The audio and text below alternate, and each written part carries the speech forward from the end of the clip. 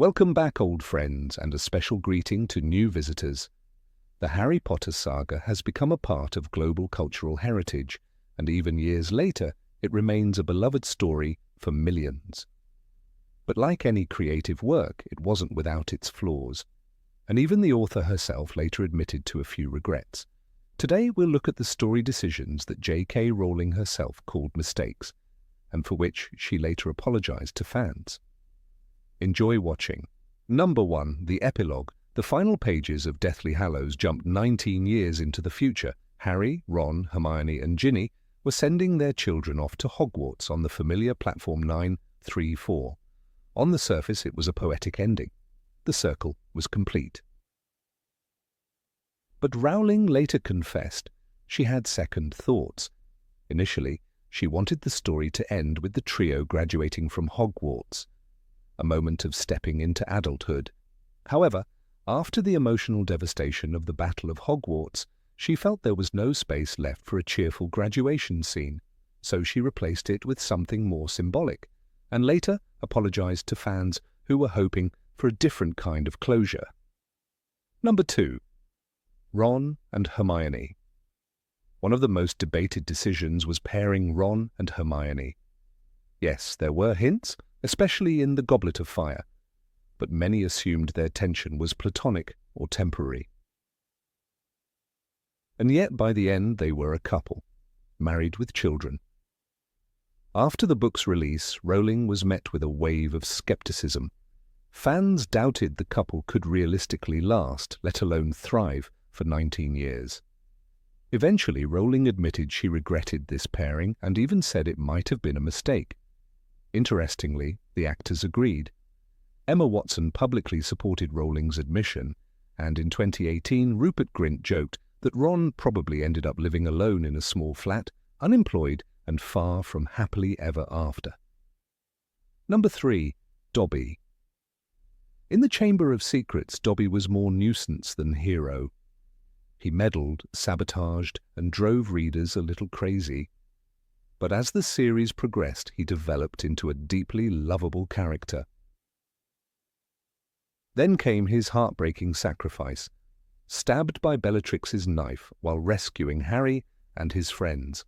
Years later, Rowling admitted she regretted killing him, even though the moment was undeniably powerful and pivotal. Still, it's unlikely she would have changed it. Dobby's death carried emotional weight and was essential to the narrative, a painful but meaningful choice. Number 4. Severus Snape. No character divided fans quite like Severus Snape. Was he a hero, a villain, a tragic anti-hero? His death, along with Fred, Mad Eye, Lupin, Tonks and Dobby, was part of the emotional wreckage of the final book. But Snape's end in particular sparked passionate debate.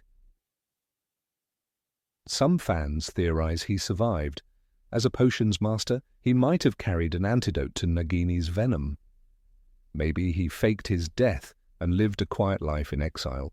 Rowling, for her part, simply apologized. She acknowledged the emotional cost of Snape's fate, and that for many fans, it cut deeper than expected. Number 5. Bulldogs. One of Rowling's more surprising regrets. Her depiction of dogs, specifically bulldogs. In The Prisoner of Azkaban, Aunt Marge brings a particularly aggressive bulldog that chases Harry up a tree. They're described as mean, threatening, and unfriendly. But afterward, Rowling discovered that English bulldogs are actually known for their sweet and gentle nature. She hadn't done her research and later apologized to readers, especially those who owned bulldogs and worried the book painted them unfairly. Number 6. Fred Weasley's death. The moment was sudden, a blast, a crumbling wall, and then silence. Fred Weasley was gone. And that was the last time Harry ever saw Fred alive, the book says. Just like that, the light in the room vanished. Fred, with his endless pranks, his bright eyes, his terrible timing that always made people laugh, was dead. Fans didn't just cry, they were stunned. The Weasleys were the heart of the series. To lose one of them felt like losing family.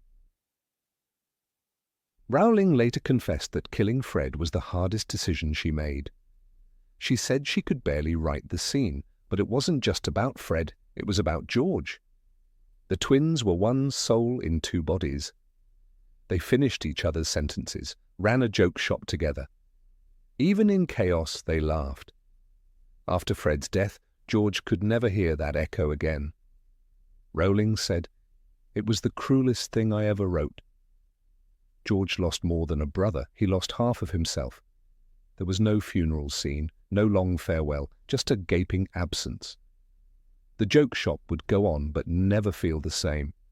Rowling has said she still feels guilt over it. Fans have never stopped grieving, not just for Fred, but for the laughter that died with him.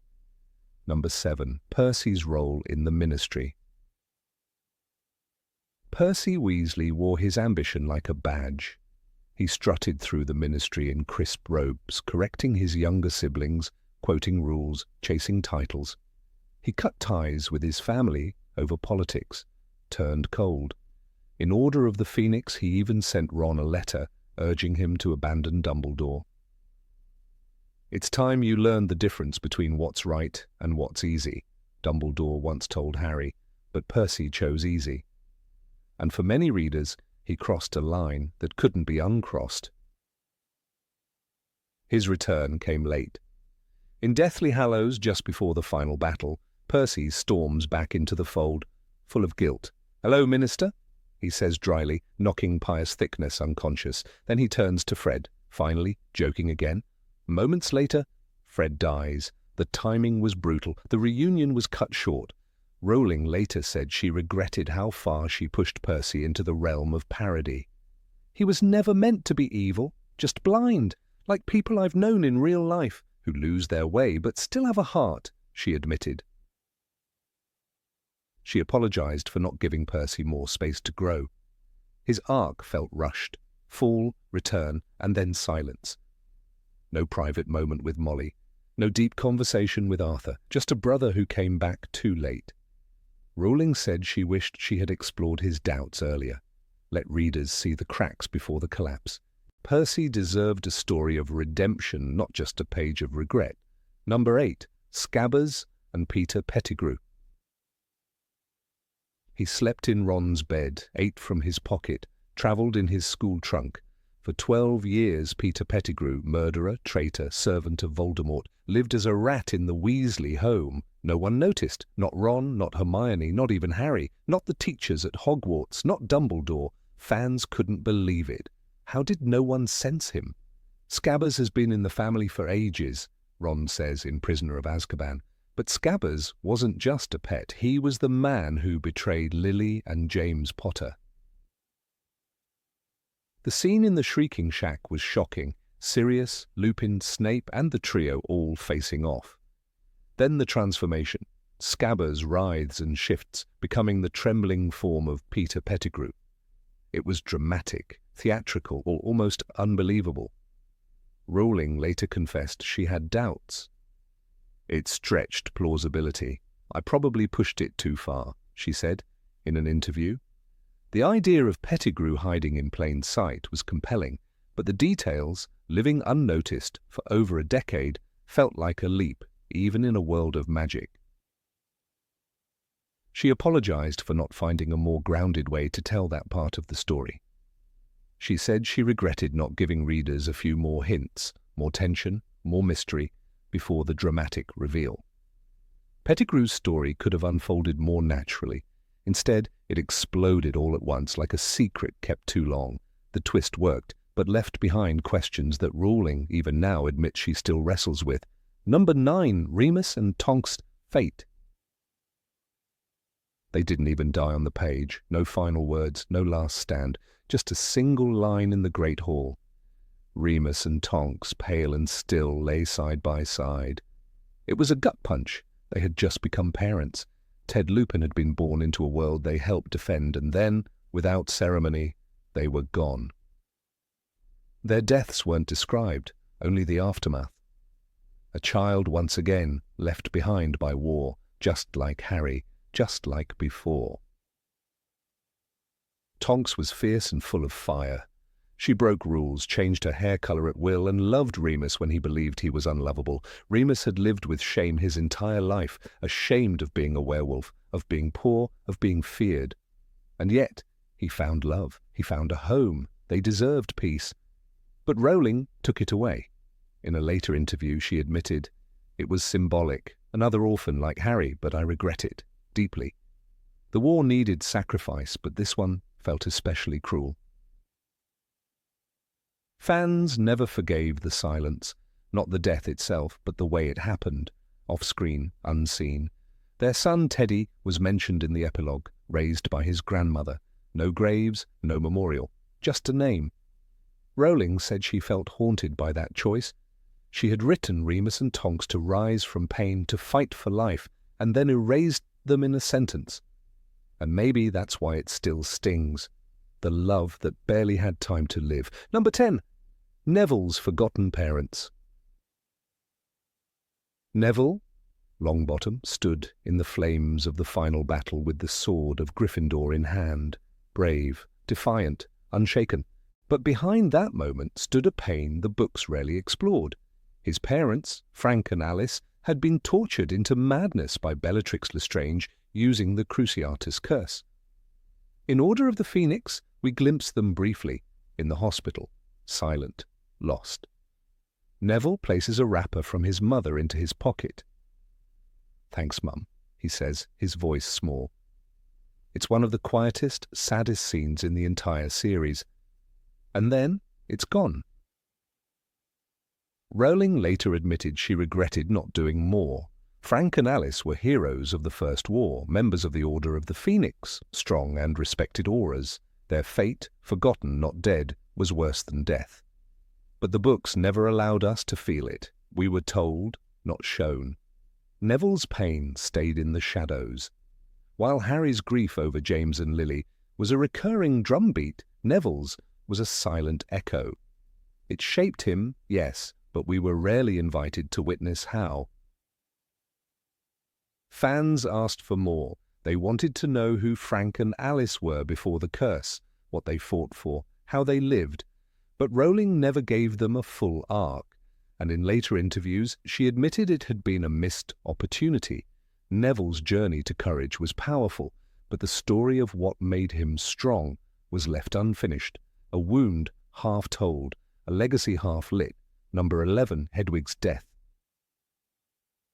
It happened fast, a flash of green light, a scream, then silence. In the chaos of the escape from Privet Drive, amid broomsticks, curses and confusion, Hedwig fell. She was caged, defenseless, and loyal until the end. The owl screeched and fell to the bottom of the cage. The text reads, just like that, gone, not with glory, not with time to grieve, but with a sharp, brutal finality. For many readers it was the first real shock of Deathly Hallows. The war had begun and childhood was over. Hedwig wasn't just a pet. She was the first real gift Harry ever received. Hagrid handed her over with a smile back in Philosopher's Stone, saying, "A bit of a birthday present for you." She brought Harry letters when no one else wrote to him. She listened without judgment. She was there when he was locked in a cupboard, and she was there when he first stepped into the world of magic. Hedwig represented safety, constancy, and the last piece of Harry's innocence. To kill her was to say that there was no turning back. Rowling later admitted she regretted that choice. She said Hedwig's death was meant to symbolize the loss of innocence, the end of childhood. But over time, the meaning behind it didn't comfort her. In an interview, she said, "I now regret it. I wrote it very quickly and emotionally, and to this day, I still find it painful." The honesty struck a chord with readers. She hadn't just written a war, she had let it touch something pure, and perhaps that hurt more than the loss of any major character. Hedwig didn't speak. She didn't cast spells, but her silence carried weight. She witnessed everything, quietly, faithfully. Her presence was steady when everything else in Harry's life fell apart. When she died, it wasn't just about a bird. It was about Harry's last tether to safety being cut mid-air. That moment, more than any other, told us no one, not even the quiet, innocent ones, was safe. And that's what made it unforgettable. Number 12. Harry and Ginny's relationship. Ginny Weasley always seemed like the girl Harry was meant to end up with, at least that's how the books conclude. But if you look closer, there's something missing. Their relationship, though canon, never truly blooms on the page. In Half-Blood Prince, we see brief flashes. Harry watching Ginny kiss Dean, a sudden burst of jealousy, and then one kiss in the chaos after the Quidditch Cup. He had never truly been happy until that moment, Rowling writes. But is that enough? Fans noticed that most of Harry's time was spent either worrying about Voldemort or side by side with Hermione. The bond between Harry and Ginny lacked depth. Real moments of emotional vulnerability? Almost none. Even Rowling later admitted the pairing wasn't driven by narrative logic. In a 2014 interview, she said, "I wrote the Hermione-Ron relationship as a form of wish fulfillment, for reasons that have very little to do with literature and far more to do with me clinging to the plot as I first imagined it. Hermione ended up with Ron." And then she added what shook the fandom. In some ways, Harry and Hermione are a better fit. The revelation cracked the foundation of what readers had taken for granted. Suddenly Ginny's role felt more like a placeholder, an echo of the girl who had always admired Harry, not a fully fleshed partner. Book Ginny and film Ginny were, frankly, different people. In the books, she was bold, witty, sharp-tongued, a girl who hexed boys for being rude and once told Harry off in Order of the Phoenix for pushing people away. But in the movies, she was quiet, almost background noise. The chemistry was subdued, the dialogue minimal. The infamous shoelace scene in Half-Blood Prince, where Ginny kneels to tie Harry's shoe, only added to the sense that something was off. This wasn't the Ginny who dated multiple boys, led Dumbledore's army, and fearlessly fought Death Eaters. It was someone else entirely. Number 13, underdeveloped Death Eaters. Of all the dark mysteries that crept through the pages of Harry Potter, few shadows are cast as thickly and yet as thinly developed as those surrounding the Death Eaters. Introduced as Lord Voldemort's loyal followers, masked, cruel, and merciless, they stalk the story as an ever-looming threat. But behind the skull masks and the dark marks, their individual motivations remain puzzlingly vague. How did this army of darkness form? What drew such a wide variety of witches and wizards into Voldemort's orbit? And why, even after his fall, did some persist in cruelty without him? These are questions that Rowling herself admitted were not fully answered. "I didn't have the space to tell all of their stories," she once confessed, acknowledging that readers deserved more insight into the lives and choices of these characters. Among them, the Lestrange brothers, Rodolphus and Rabastan, are particularly enigmatic, their names echoing throughout the saga, but their roles remaining ghost-like. The most recognizable Death Eaters, Bellatrix Lestrange, Barty Crouch Jr., Lucius Malfoy, at least were given personality, twisted though it was. Bellatrix was madly devoted to Voldemort, her passion bordering on religious fanaticism. Barty Crouch Jr. was driven by a warped thirst for recognition and escape from his father's rigid world. Lucius Malfoy was intoxicated by power and social dominance. But when it comes to others, like Rodolphus and Rabastan,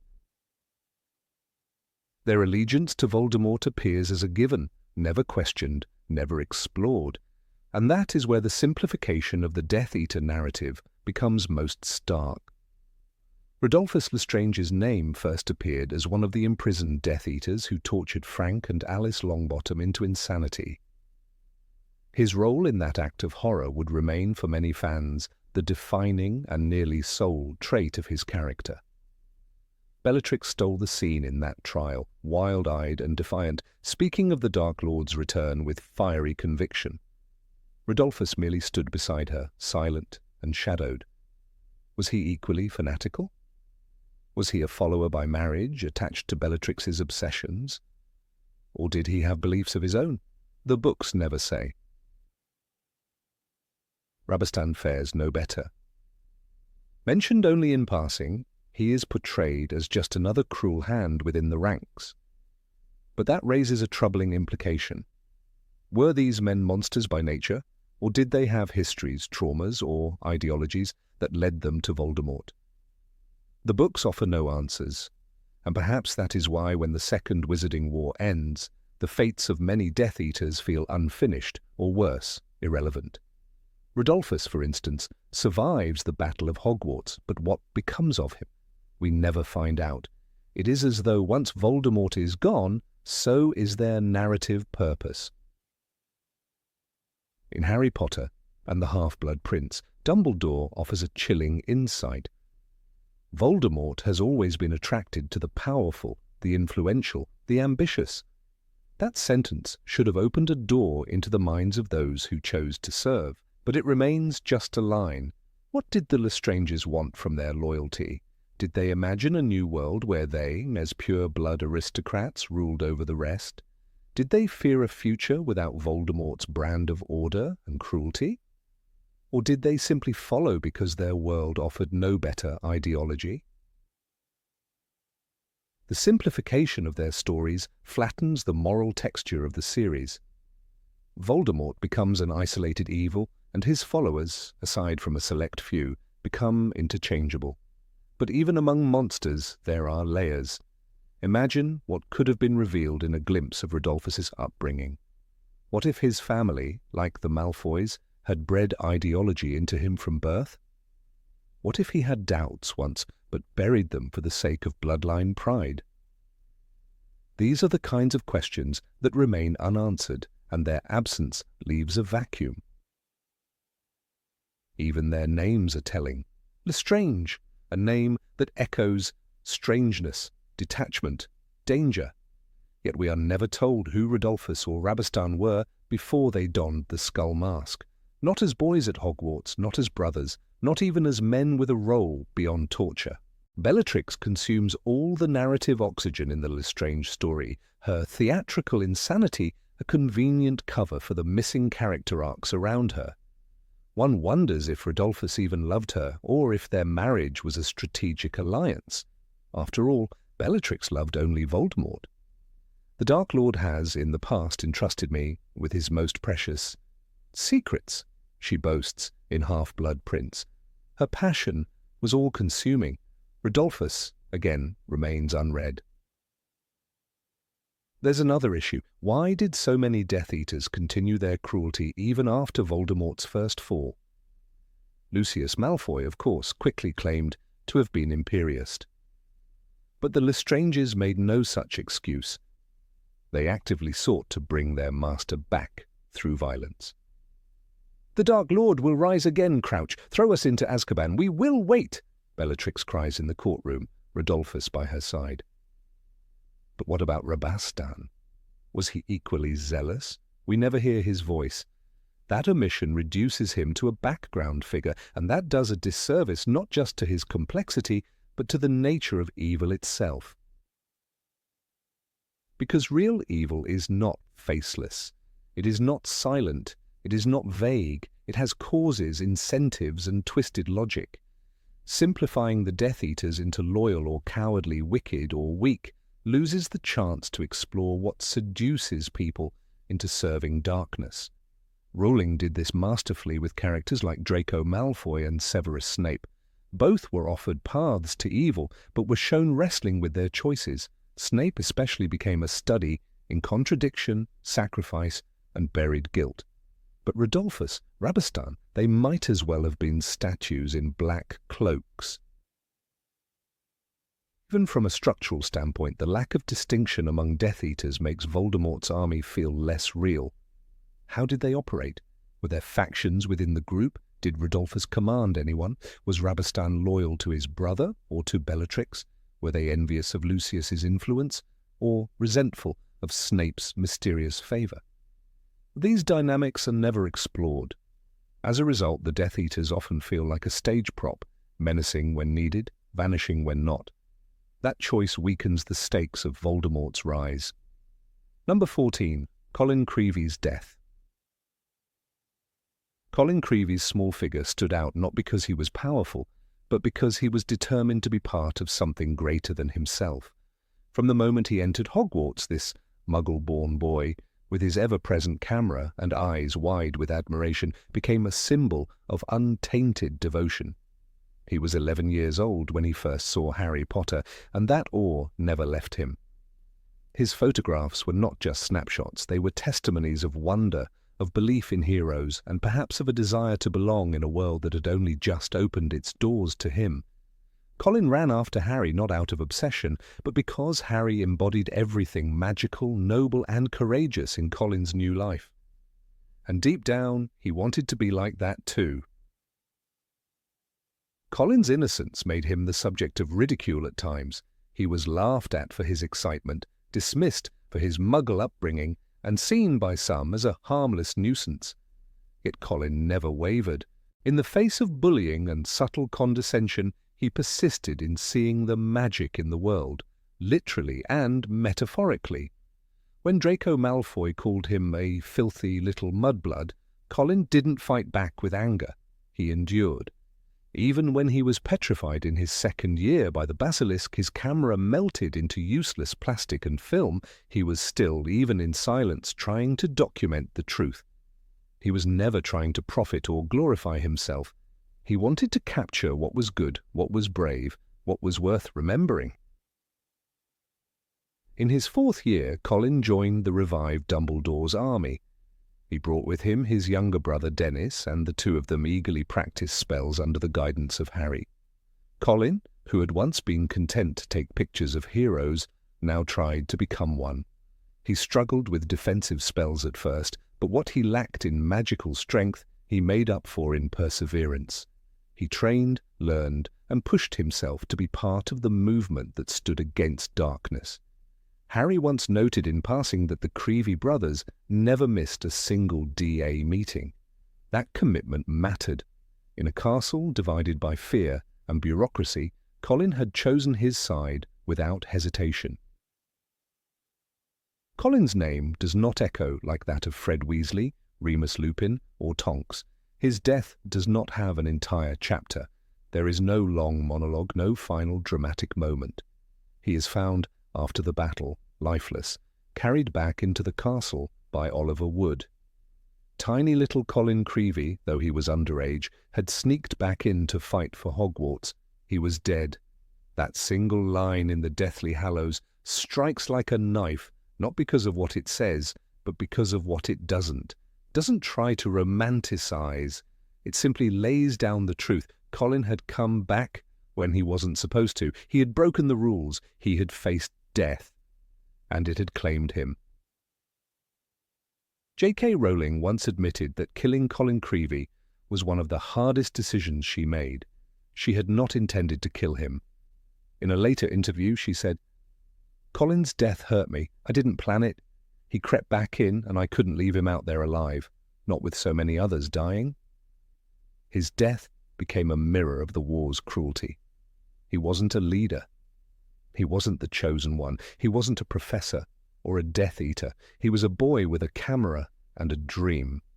And war, real war, doesn't spare the innocent. Colin's bravery was not forged through combat, but through choice. He could have stayed away. He had every reason to. He was underage and had been evacuated from Hogwarts before the final battle. But like Lily and James Potter, like Neville's parents, Colin chose to stand in front of evil. It was not a gesture of stupidity. It was a belief that some things were worth risking everything for. He didn't have the skill of Kingsley Shacklebolt or the fame of Harry, but his heart was no smaller. When Oliver Wood carried Colin's body into the Great Hall, the image was searing. Oliver, a former Quidditch captain, a symbol of strength and pride, reduced to silence and exhaustion, cradling the fallen body of a boy half his size. There was no speech, no lament, but everyone who saw it, from Professor McGonagall to the centaurs on the edge of the forest, felt the weight of that moment. It was not just another casualty. It was the loss of a spirit uncorrupted by bitterness. It was the price paid by the pure-hearted.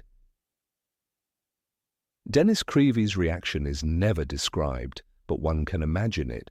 The boy who once fell into the lake and laughed as the giant squid helped him ashore now had to face the absence of his brother. The magical world had given them joy, hope, and dreams.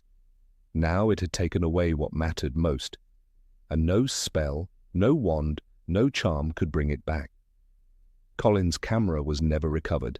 Its last picture might have been taken days or weeks before the battle. Perhaps it showed a blurred image of the Great Hall, or a group of students practicing spells. Perhaps it was nothing, or perhaps it captured a moment of joy that now exists only in memory. The irony is heavy. The boy who so desperately wanted to record history became history himself, silently and too soon.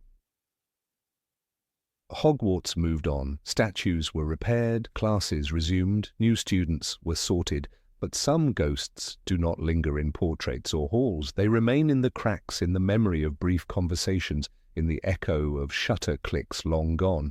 Colin was not mentioned in the epilogue. There is no plaque, no visible memorial, but among those who survived, Harry, Neville, Luna, there exists a silent reverence for those who did not. Neville, now a professor of herbology, once pointed to a patch of the grounds near the edge of the forbidden forest and simply said, "That's where the small one stood."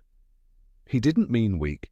He meant those like Colin, those who were overlooked, underestimated, and yet who stood tallest when it mattered. The patch is filled with wildflowers now, untended but blooming every spring. The staff never mows it. Number 15, the forgotten Hogwarts students. Dean Thomas was always there, in the dormitory, in the common room, cheering for Gryffindor, sketching quietly on the corner of his parchment while Professor Binns droned on about goblin rebellions. He wasn't loud like Seamus nor daring like Neville by the end, but he was loyal. And after all the dust settled at Hogwarts, after Voldemort fell and the survivors returned home or stayed behind to rebuild, Dean Thomas slipped into the margins of history where he had always been written. But he had fought, he had lived through terror in hiding, he had been captured by snatchers imprisoned in the basement of Malfoy Manor alongside Luna Lovegood and Mr. Ollivander. He saw Dobby die, yet the books never followed his story further. He, like so many others, vanished between the lines. Lee Jordan, the exuberant voice of the Quidditch commentary box, had been more than a prankster and friend to the Weasley twins. Behind the mischief was a heart that beat with defiance. When the Ministry took over Hogwarts, Lee didn't stay silent. He ran an underground radio program, Potterwatch. His voice, disguised but unmistakable, offered hope to those in hiding. He became a symbol, like Harry, but without the fanfare. "We're still out here," his voice had said, "fighting." And after the war, did he continue broadcasting? Did he join the ranks of the new magical press? Or did he fade, like so many revolutionaries do, into silence once the cause was won? Ernie Macmillan of Hufflepuff, often pompous in the early years, stood beside Harry in the Battle of Hogwarts. So did Hannah Abbott, who would later marry Neville Longbottom, a quiet pairing never explored in detail. Justin Finch Fletchley, nearly killed by the basilisk, had a Muggle family and a prestigious Muggle education lined up before he received his Hogwarts letter. Was he welcomed back into the Muggle world after the war? Did he try to bridge the gap between the two realms, or did he vanish into magical bureaucracy? Padma Patil, who had once attended the Yule Ball with Ron, was a Ravenclaw, her twin Parvati a Gryffindor. An odd divide that never was explained. Why were twins sorted into separate houses? Their story could have been a fascinating exploration of identity, family, and house loyalty. But they were background figures, appearing only in formal dances and combat formations. After the war, Parvati was wounded. Padma helped carry her from the rubble of the Great Hall, yet like so many students who bled on those stones, no further word was ever written. Boot, another Ravenclaw, had been part of Dumbledore's army. He trained in secret, took risks, and stayed at Hogwarts during the Carrows regime. "Dumbledore's army, still recruiting," he said, painted on a wall when the world outside forgot them. Did Terry ever graduate? Did he go on to research? Ravenclaw students were painted as bookish, clever, eccentric, but not even Luna Lovegood, arguably the most iconic Ravenclaw, was spared from narrative simplification. She was odd, dreamy, otherworldly. But did she grieve? Did she rebuild? Did her housemates see her as a leader or an anomaly? The sorting ceremony had always given the illusion of equality. 4 houses, 4 virtues: bravery, ambition, loyalty, wisdom. But the books gave voice almost exclusively to Gryffindor and Slytherin. Hufflepuff and Ravenclaw were set dressing. Even the house ghosts reflected this imbalance. Nearly Headless Nick and the Bloody Baron had character arcs. The Fat Friar smiled. The Grey Lady barely spoke until the very end, when Harry needed information about the lost diadem. Susan Bones of Hufflepuff was the niece of Amelia Bones, a respected figure in the Wizengamot. Her family was murdered by Death Eaters. Yet she attended Hogwarts, endured the rise of Voldemort, and survived. That was never framed as heroic. In Hufflepuff, survival and loyalty were expected, not celebrated. But Susan's resilience, her presence despite unspeakable loss, was its own form of defiance. Anthony Goldstein, another Ravenclaw in Dumbledore's army, was among the first to return fire when the DA was ambushed in the Room of Requirement. His name wasn't shouted across the battlefield like Neville's. He was never singled out by fate, but he fought. He returned year after year through Umbridge and the Carrows and the siege of the castle. In a better story, he would have become a professor, or at least a symbol of quiet scholarship turned resistance. The silence around these students reflects something Rowling once acknowledged. She focused too tightly on Gryffindor. In interviews, she expressed regret. "I should have spent more time developing the other houses," she admitted. "I think there was a missed opportunity in not telling more of their stories." And fans agreed. For years they wrote their own versions, fan fictions, comics, speculative essays. They asked, what if the series followed Susan Bones instead of Harry? What if Luna had been the central figure? Even Lavender Brown, brushed off as silly, romantic, excessive, died in the Battle of Hogwarts. Her death, in some versions of the text, is ambiguous. In the films, it's clearer. But either way, her arc ended not with healing, not with reconciliation, but in violence. No one mourned her on the page. She had been comic relief, and then she was gone, a casualty with no closure. The absence of Slytherins in the final battle also casts shadows. Pansy Parkinson wanted to hand over Harry, but were there no Slytherins who stayed? No students who rejected their parents' ideologies? The books never say. And yet, in life, rebellion often begins in the margins, in the whispered no at a family table. It's hard to believe all of Slytherin walked away. Zachariah Smith, another Hufflepuff, was written as cowardly and selfish. But what if that was fear? What if he stayed behind out of trauma, not apathy? Not every student had to be a hero, but every student had a story. And Hogwarts, for all its grandeur, failed to tell many of them. The stage was set, the players assembled, but only a few voices made it to the spotlight. Number 16, Sirius Black's Lack of Funeral. Of all the haunting silences in Harry Potter and the Order of the Phoenix, none lingers more deeply than the one following the death of Sirius Black. As readers turned the final pages, the emptiness left by his sudden disappearance into the veil was matched by an absence that felt jarring. There was no funeral, no gathering of friends or allies, no words spoken in his memory, no farewell. It was as if the only man who had ever dared to call Harry family simply vanished, his memory swept away by the same wind that stole his last breath in the Department of Mysteries. Sirius Black was not a footnote in Harry's life. He was the embodiment of what might have been, a life where Harry could have known warmth, laughter, a real home. He was James Potter's best friend, the man who once rode a flying motorbike through the sky with baby Harry in tow.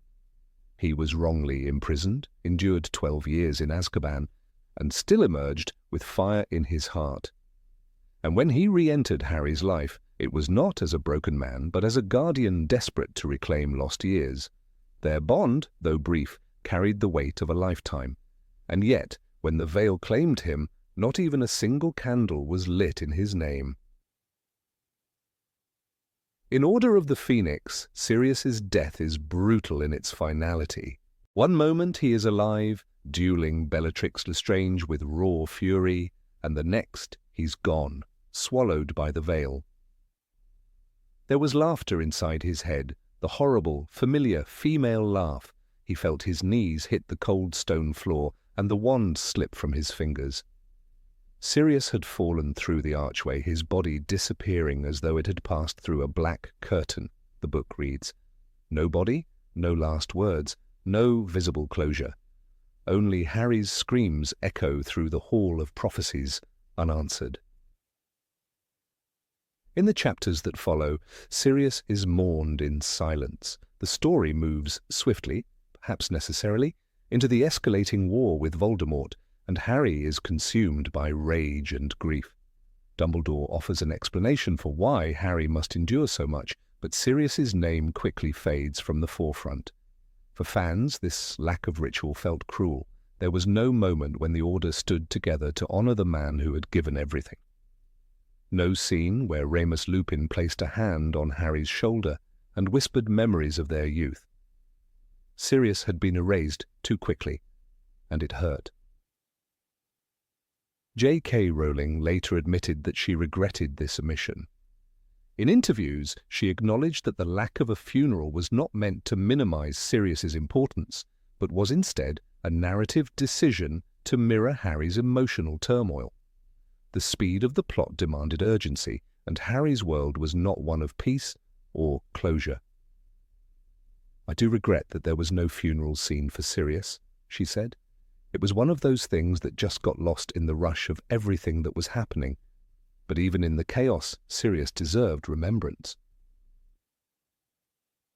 Compare this to the deaths of Dobby or Albus Dumbledore.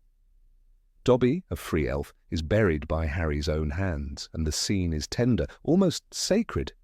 Here lies Dobby, a free elf, is etched in stone, an act of love and dignity. When Dumbledore dies, the entire school gathers. His funeral is grand, marked by magic, mourning, and meaning. Students and teachers alike watch his white tomb emerge, and Phoenix song fills the air.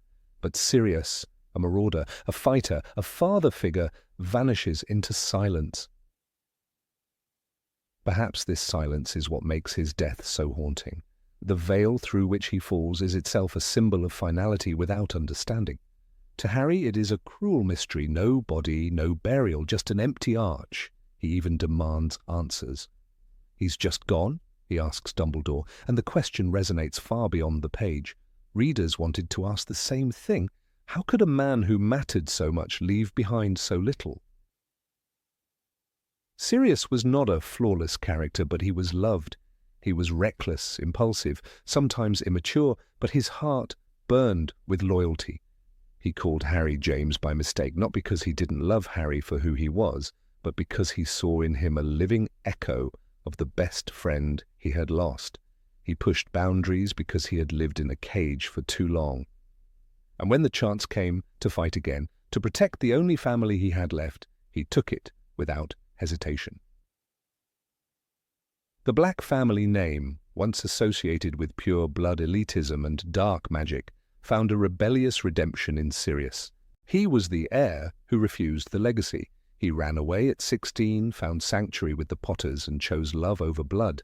That he died at the hands of his cousin Bellatrix in the same house where he had suffered as a child adds layers of bitter irony. His final stand was not just against Voldemort's followers, it was against the twisted past that had defined his youth. The lack of funeral robbed us not just of a ceremonial goodbye, but of the chance to reflect on these complexities.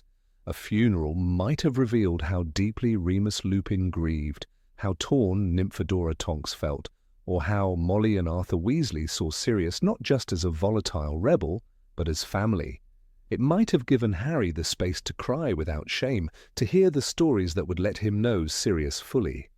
Instead, grief was folded into silence. In Half-Blood Prince, Sirius's name is mentioned but seldom lingers. The war has accelerated. New losses are accumulating. Harry bears the weight of prophecy, but the absence of Sirius continues to echo in his demeanor.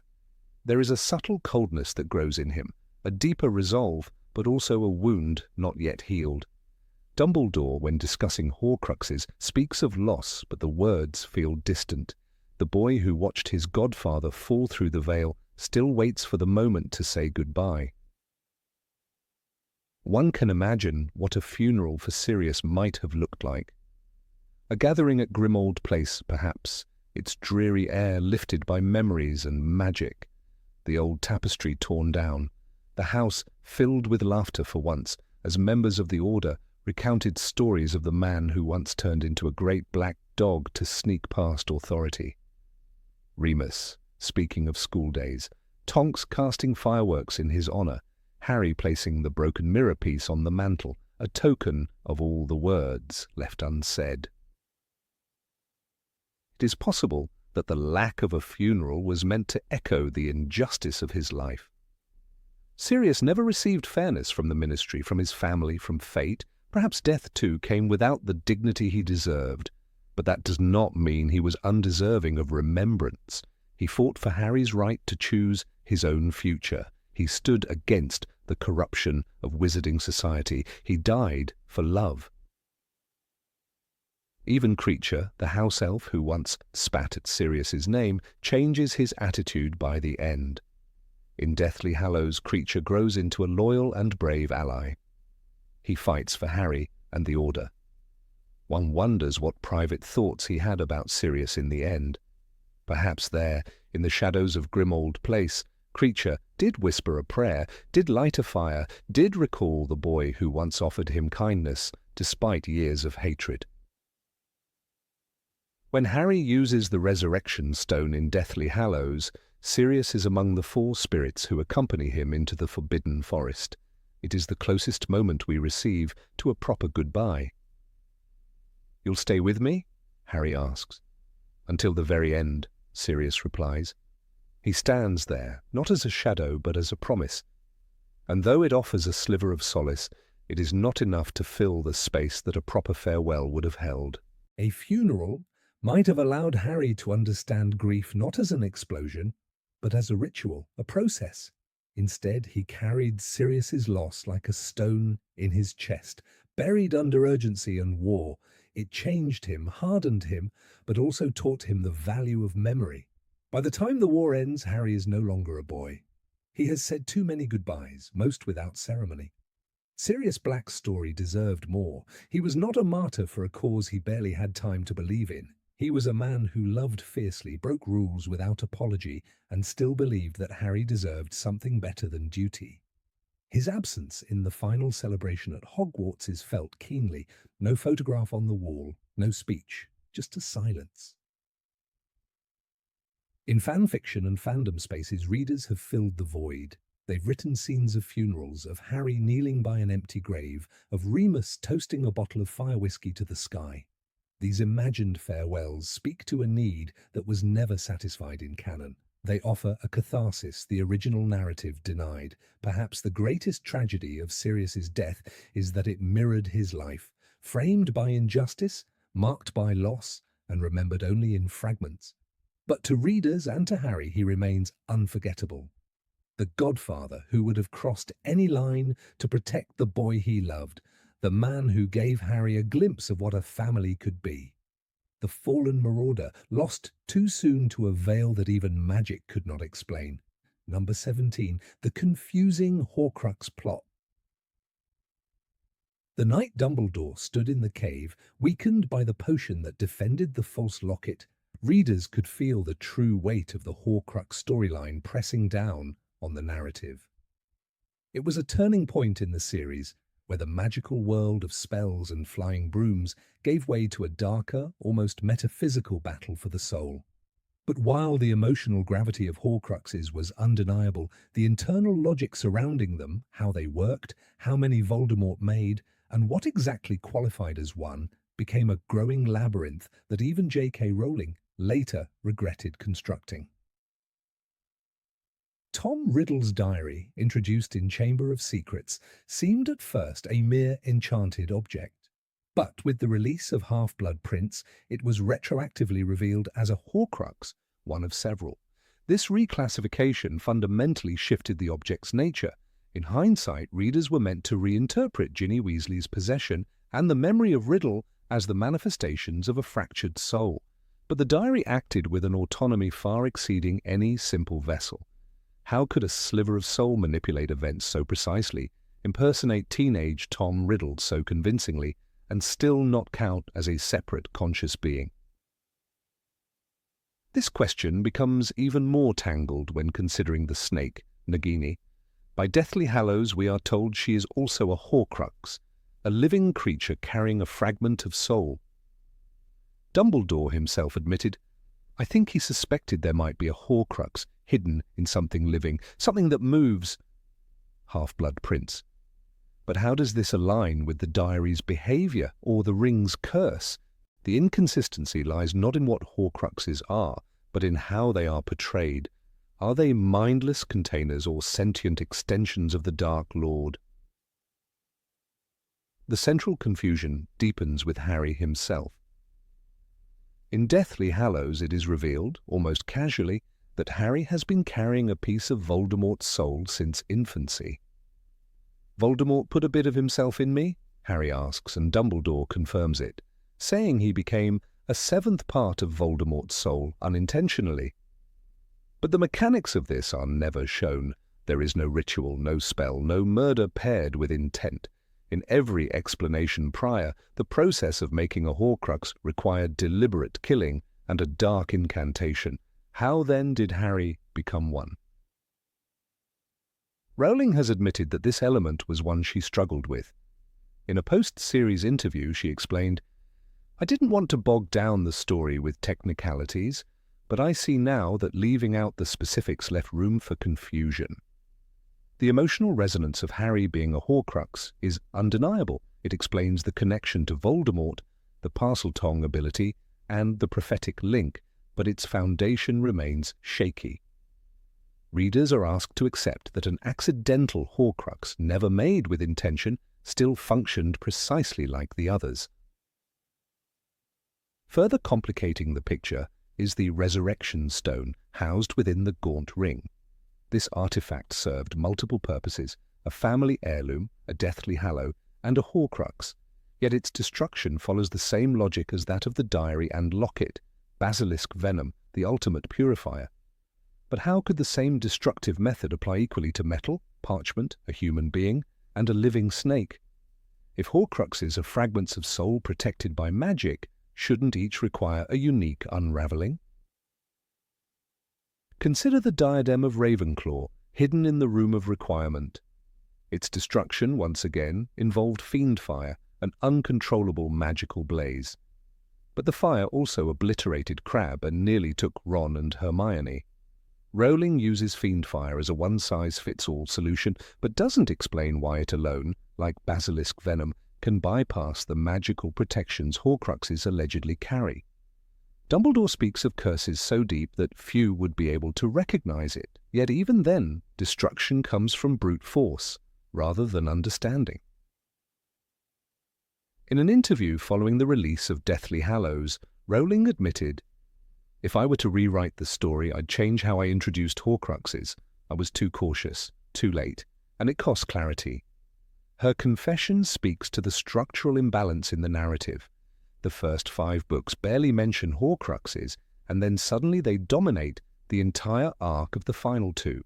Readers are forced to absorb not just the concept, but the rules, exceptions, and implications, all while the plot races toward resolution. The ambiguity doesn't end with creation. It haunts the very notion of soul division. What does it mean to fracture one's soul? Does Voldemort feel the damage? Does it make him weaker or merely less human? In Half-Blood Prince, Slughorn tells Tom Riddle, "You must understand that the soul is supposed to remain intact and whole. Splitting it is an act of violation. It is against nature." But Voldemort performs this violation 6 times. Shouldn't the effects be cumulative, not just symbolic? Rowling touches on this when Dumbledore explains to Harry that Voldemort has lost the ability to feel love or remorse, but Voldemort is still capable of fear, rage, cunning, and obsession. He strategizes battles, manipulates allies, and values power. If his soul is shredded, why doesn't this reflect more in his behavior? Why doesn't he descend into madness, as one might expect from a man so spiritually maimed? The metaphor is clear, but the manifestation is not. The most glaring issue remains Voldemort's final plan: to make 7 Horcruxes. The logic here is skewed. 7 is the most powerfully magical number, but Voldemort misunderstands the math. He believes he has split his soul into 7 pieces, which would require 6 Horcruxes and 1 piece residing in himself. But by making Harry a Horcrux accidentally, he ends up with 8. If the number is symbolic, why does he never try to correct the error? Why isn't this imbalance mentioned by the Dark Lord or his followers? The scene in King's Cross Station where Harry encounters the maimed baby-like soul gives readers a symbolic closure. Dumbledore says, "That which Voldemort did not value, he took by force, and that which he tried to keep, he lost." This philosophical tone works on an emotional level, but again, not a logical one.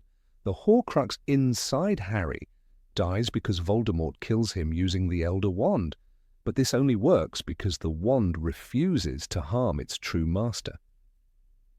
Are readers to believe that every Horcrux had to be undone through narrative coincidence? Then there's the question of sentience. The diary can converse. The locket drives Ron mad with jealousy and despair. The ring nearly kills Dumbledore. Are these objects acting independently, or do they merely magnify existing human flaws? Rowling never answers.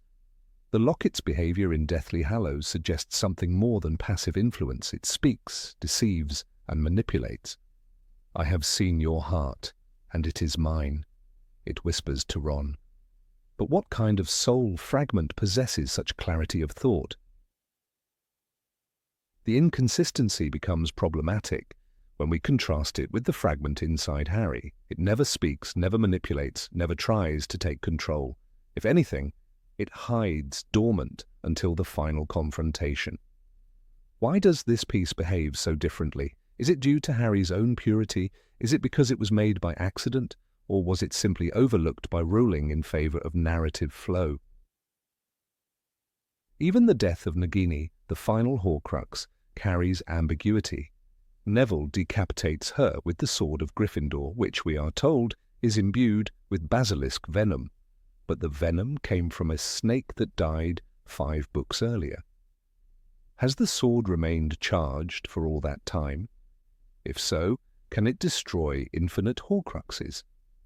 Why then was there so much concern about how to destroy each one? Why didn't Dumbledore mass-produce basilisk weapons? Another layer of confusion arises from the concept of magical protection.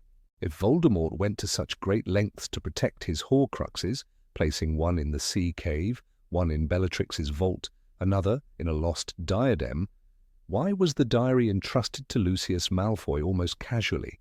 He used it as a political pawn, not as a sacred vessel. Does this imply that Voldemort didn't realize its importance? If so, how serious was his quest for immortality? In Chamber of Secrets, Lucius drops the diary into Ginny's cauldron without any warning or fanfare. For a man as obsessed with control as Voldemort, this seems implausible. The contradiction only grows when we see the lengths taken to protect the locket or the cup. Rowling herself said in an interview, "I hadn't planned it as a Horcrux when I wrote the second book. It became one later, and I tried to retrofit the logic." This admission exposes the fragility of the Horcrux structure as a whole. The final battle in Hogwarts serves as the climax of the Horcrux arc, with each destruction symbolizing a step toward liberation. But the pace becomes frantic, the cup is destroyed off-screen, the diadem is consumed by flames, the snake is slain in a single stroke. What was built up over 2 books collapses in a matter of pages, Rowling trades suspense for resolution, and the reader is left scrambling to remember which Horcrux was destroyed, when, and how. This confusion is compounded by the Elder Wand subplot. Voldemort believes killing Snape will grant him mastery over the wand. In doing so, he inadvertently seals his fate, because the wand's true loyalty lies with Harry. But again, coincidence rules over clarity. Horcruxes, which were meant to be Voldemort's ultimate safeguard, become irrelevant once the wand betrays him. The story, so long entangled in the mechanics of soul-splitting, ends with a poetic twist, not a logical one. Readers who revisit the series often find themselves scribbling timelines and drawing diagrams to understand the Horcrux sequence. And while the emotional payoff is undeniable, Harry's sacrifice, the fall of the Dark Lord, the triumph of love over death, the framework is riddled with holes. Rowling's decision to keep the mechanics vague may have preserved narrative flow, but it left behind a legacy of questions that still haunt fans to this day. Number 18, Dumbledore's death. The tower was silent. The stars over the astronomy tower blinked indifferent to the war that was slowly taking shape beneath their cold watch. It was here, in this high, isolated place, that Albus Dumbledore, the man who carried the hopes of an entire generation, fell.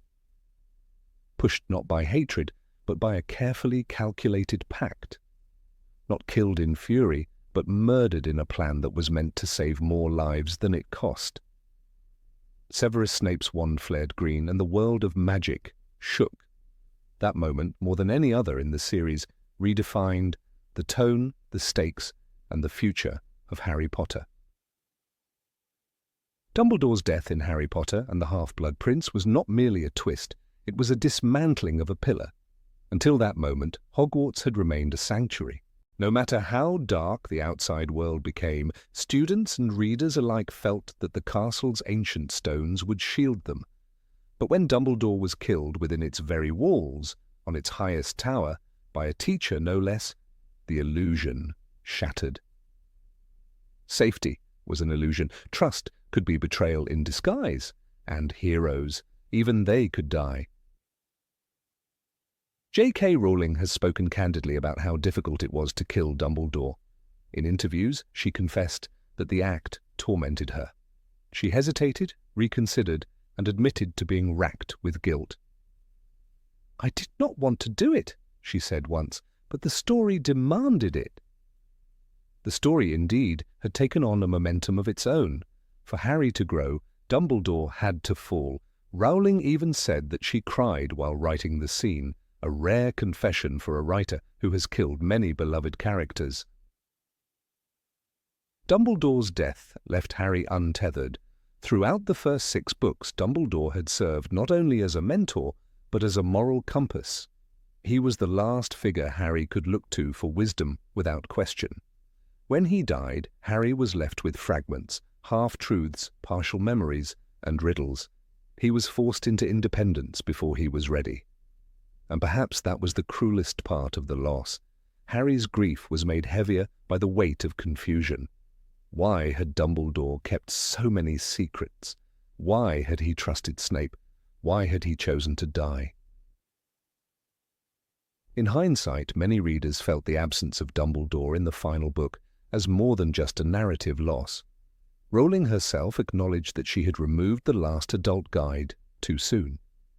The battle at Hogwarts in the Deathly Hallows was filled with courage and sacrifice, but Dumbledore's voice was sorely missed. As Rowling admitted later, she understood that some readers felt abandoned. "I realize," she said, "that Dumbledore's wisdom might have helped soften the brutality of the final war. His presence would have meant something." And yet, the design of his death was deliberate. Dumbledore had planned his own end. He had months to prepare. After he was cursed by Marvolo Gaunt's ring, one of Voldemort's Horcruxes, he knew he had limited time. The blackened hand was not just a wound, it was a countdown. He arranged with Snape not only to spare Draco Malfoy from committing murder, but to ensure the Elder Wand's allegiance passed in a controlled way. It was a move that only a wizard of Dumbledore's foresight and selflessness could make. What the readers didn't know at the time, what Harry didn't know, was that Dumbledore had been living on borrowed time. He wasn't merely murdered, he orchestrated his own death. This duality of victim and master planner painted his character with greater complexity. He was both the tragic hero and the general who sacrificed himself for the greater good. As Harry later learned, Dumbledore had lived with his own regrets. His past, once hidden, came to light in fragments from Aberforth and the Life and Lies of Albus Dumbledore. The shock of Dumbledore's fall was compounded by who did it: Snape, the ambiguous figure, the double agent whose loyalties had always been questioned.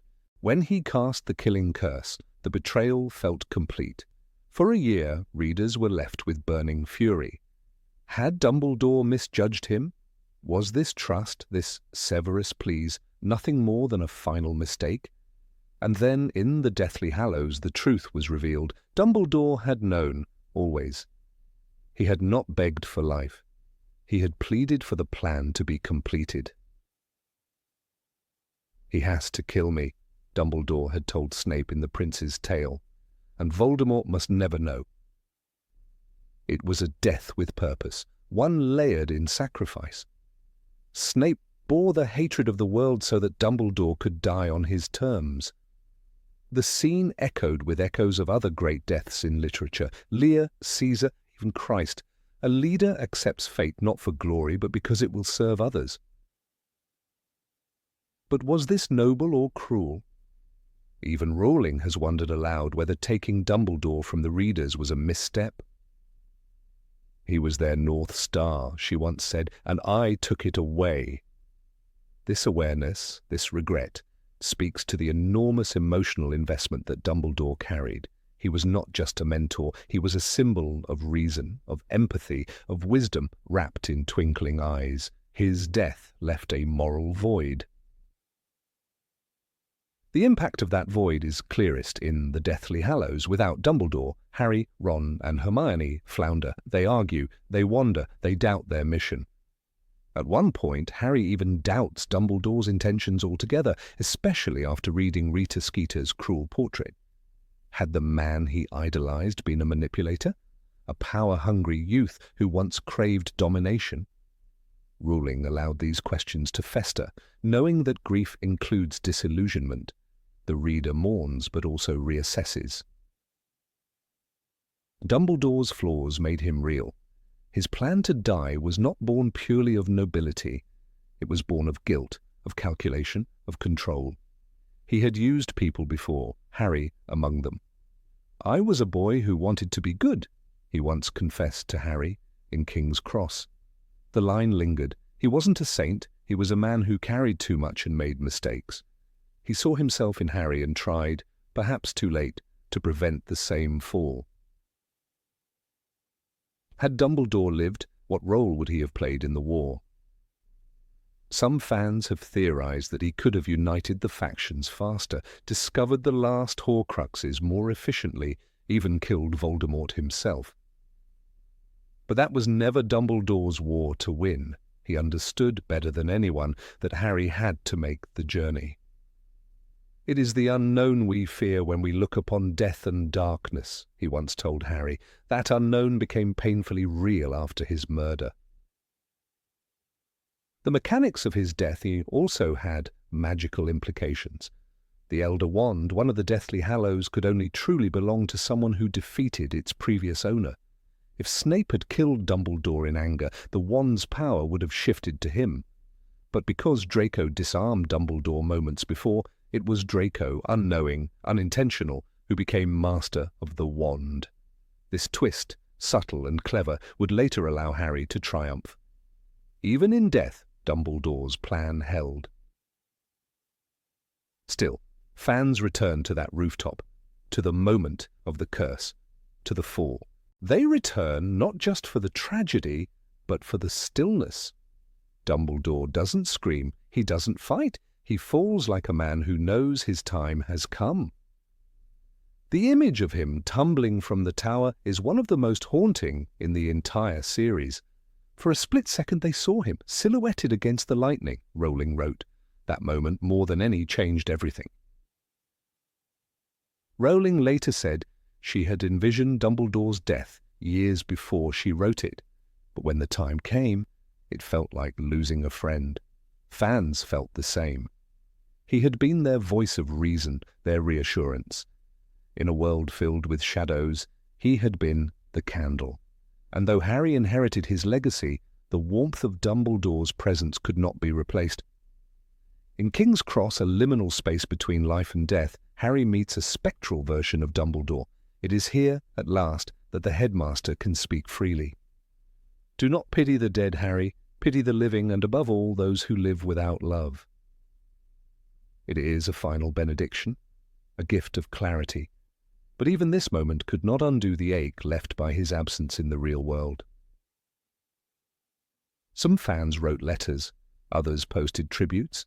A few never forgave Rowling, but in the end, perhaps Dumbledore's death served the truest purpose any story can offer. It forced the characters and the readers to grow up, to accept mortality, to face the storm. Without the wise old wizard at their side, Dumbledore did not fall in vain, but he did fall, and in doing so took a piece of the readers' hearts with him. Number 19, Harry's emotional trauma. Harry sat alone by the window in number 4, Privet Drive, watching the hedges sway in the wind. It was a quiet moment, but behind his stillness lay a childhood saturated in trauma. Long before he learned he was a wizard, he was a boy forced to live in a cupboard under the stairs. Vernon Dursley locked him in the darkness, not just physically, but emotionally.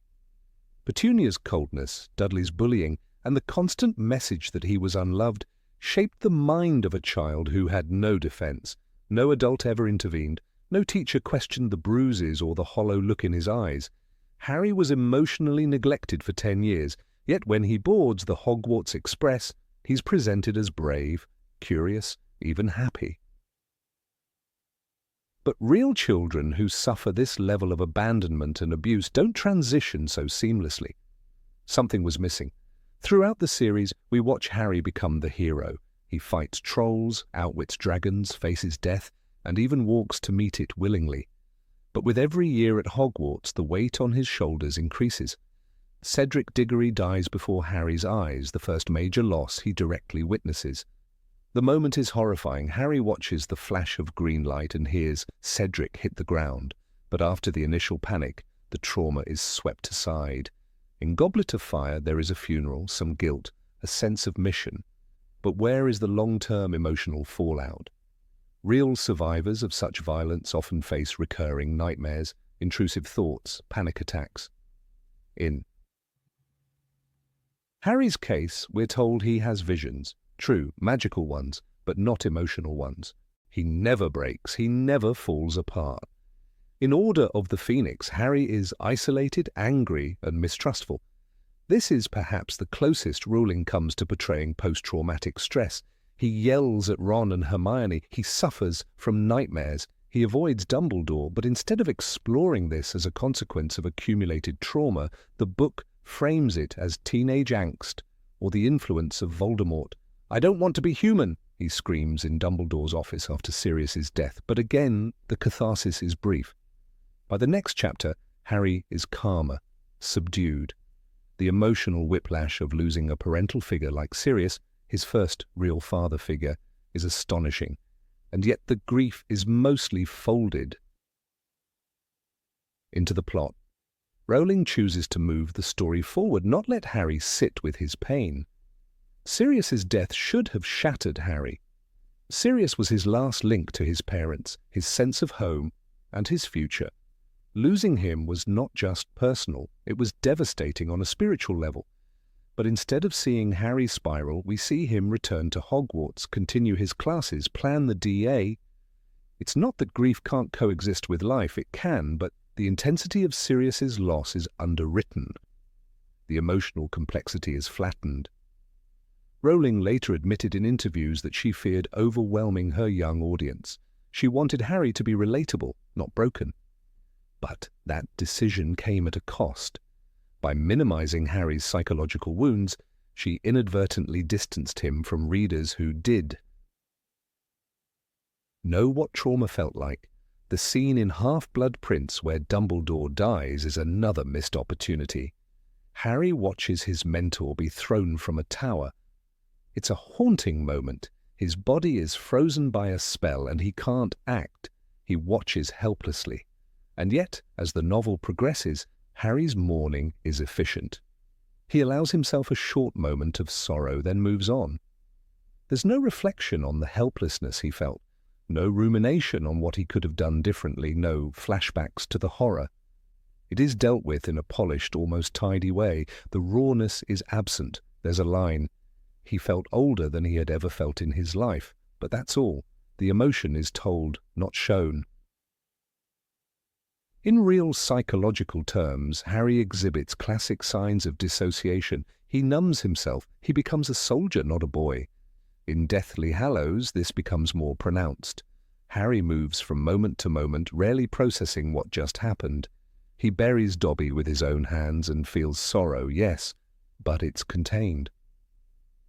The trauma of watching his friends tortured at Malfoy Manor, of being carved by Bellatrix Lestrange, of seeing Hermione scream, is acknowledged, but quickly subdued. There's no depiction of flashbacks, hypervigilance, or self-doubt. The plot must go on, the war must continue. Harry's ability to endure pain, to carry burdens no teenager should carry, is presented as noble. And perhaps it is. But in doing so, the story omits the emotional wreckage. When Fred dies, when Remus and Tonks die, when the war ends, there's a haunting silence around Harry. He does not cry. He does not collapse. He walks into the forbidden forest to die and is calm. Real survivors are rarely this composed. Rowling allows the magic of the Resurrection Stone to offer Harry peace, but that's not therapy. That's fantasy. Rowling has since said that she regrets simplifying Harry's trauma. In an interview, years after the final book, she acknowledged that he likely developed PTSD. He had no chance to process what was happening to him, she said. I was writing for a younger audience, and I softened what would have been a much darker truth. This hindsight is important. It acknowledges that the books, while beloved, are incomplete in emotional realism. It also speaks to a broader issue in children's literature, where heroes are expected to be strong, not shattered. There's a powerful moment in Prisoner of Azkaban when Harry hears his mother scream. The Dementors bring that memory forward, the sound of her pleading for his life. It is the only time in the series that we get close to the psychological imprint of his parents' death. But even then, the focus is on learning the Patronus charm, not unpacking the trauma. The magic solves the pain. The horror is used to fuel the action. But what if Harry had been allowed to process that scream? What if he had talked about it with someone? What if he had been comforted? The wizarding world itself seems ill-equipped to handle mental health. St. Mungo's has no psychiatric wing. Hogwarts offers no counselor. When students are cursed, petrified, possessed, there is healing, but no therapy. Even after the Triwizard Tournament, when Harry returns with Cedric's body, no adult offers him support. He is questioned. He is doubted. Then he is left to his grief. This silence is systemic. The magical world suppresses pain rather than treating it. This has consequences for readers. Young fans who came to Harry Potter with their own trauma may have found strength in his bravery, but they may have also felt confused by his resilience. Why didn't he cry more? Why didn't he talk about it? Why didn't he break down? Some readers found it inspiring, others alienating. Trauma doesn't always manifest in visible ways, but the complete absence of emotional processing in Harry's character arc creates a vacuum. It feels like a missed opportunity for realism, for connection. Characters like Neville Longbottom offer a quieter counterpoint. Neville, who also lost his parents to Voldemort, shows signs of deep emotional struggle. He is nervous, awkward, forgetful. But his growth is slow and believable. He becomes a hero, not by being fearless, but by being brave despite fear. Neville's trauma is never spotlighted, but it lingers around him like mist. It informs his silence. It haunts his posture. And perhaps because Rowling didn't center the story on him, she allowed his pain to remain authentic. Harry, by contrast, becomes mythic. He is the boy who lived, not the boy who cried. The narrative demands that he be stoic, that he carry his burdens quietly. But the final image, 19 years later, on platform 9 3/4, feels oddly unresolved. Harry is married, a father, a survivor. But has he healed? We don't know. The epilogue tells us all was well, but is it? There's no mention of scars beneath the skin. No word of how he copes. No suggestion of therapy, just the tidy end of a story that never truly explored his wounds. Some fan interpretations try to fill the gap. In fan fiction and essays, writers imagine Harry attending counseling, suffering from nightmares, or confronting suppressed grief. These stories resonate because they feel real. They offer what the canon did not. They give Harry permission to feel everything he endured. They do what the books, for all their beauty, avoided. They make him human. One moment stands out in the entire series as a flash of emotional truth. In Order of the Phoenix, after Arthur Weasley is attacked, Harry isolates himself, afraid he might be possessed. "I'm the weapon," he says, bitter and scared. This is trauma speaking. He believes he is dangerous to those he loves. The scene is brief but powerful. It touches on the core wound inside him, the belief that he is a burden, a curse. But even then the moment passes. The truth is buried again beneath the next task, the next battle. Rowling's choice to shield Harry from emotional collapse is understandable. She was writing a fantasy, a saga of good versus evil, but pain lives in the shadows of every spell. Magic cannot erase death, it cannot silence a mother's scream, and it cannot protect a boy from the memories he carries inside. By leaving those memories unexplored, the books miss a chance to tell an even braver story. Harry deserved space to fall apart. He deserved more than heroism. He deserved healing. And by recognizing that absence now, we can honor the invisible wounds that fiction too often leaves behind. Number 20, lack of a global wizarding world. The Ministry of Magic in Britain is the heart of the wizarding world in J.K. Rowling's series. Yet beyond its foggy halls and stone corridors lies an entire magical planet we barely glimpse. Hogwarts stands proud in the Scottish Highlands, steeped in mystery, tradition, and conflict. But what of the lands where the sun rises first? Asia, Africa, Oceania, entire continents where magic surely breathes and pulses, are shadows on the edge of the reader's imagination. This absence is not unnoticed. As vast as Rowling's universe feels, it clings tightly to its island setting. Even as dragons soar, dementors prowl, and Death Eaters plot, the rest of the world seems curiously absent, eerily silent. When the Quidditch World Cup is introduced in the Goblet of Fire, it feels like the doors to a greater magical world are about to swing open. The Bulgarian team, led by the stoic Victor Krum, makes its entrance alongside a few mentions of other nationalities. Winky speaks of international rules, and Ludo Bagman shouts the names of distant lands. For a fleeting moment, we sense the heartbeat of a global magical community. But this potential swiftly contracts. The story folds itself back into the familiar moors and hedgerows of Britain, as if hesitant to linger too long outside its boundaries. Beauxbatons and Durmstrang are offered next as examples of magical schools beyond Hogwarts.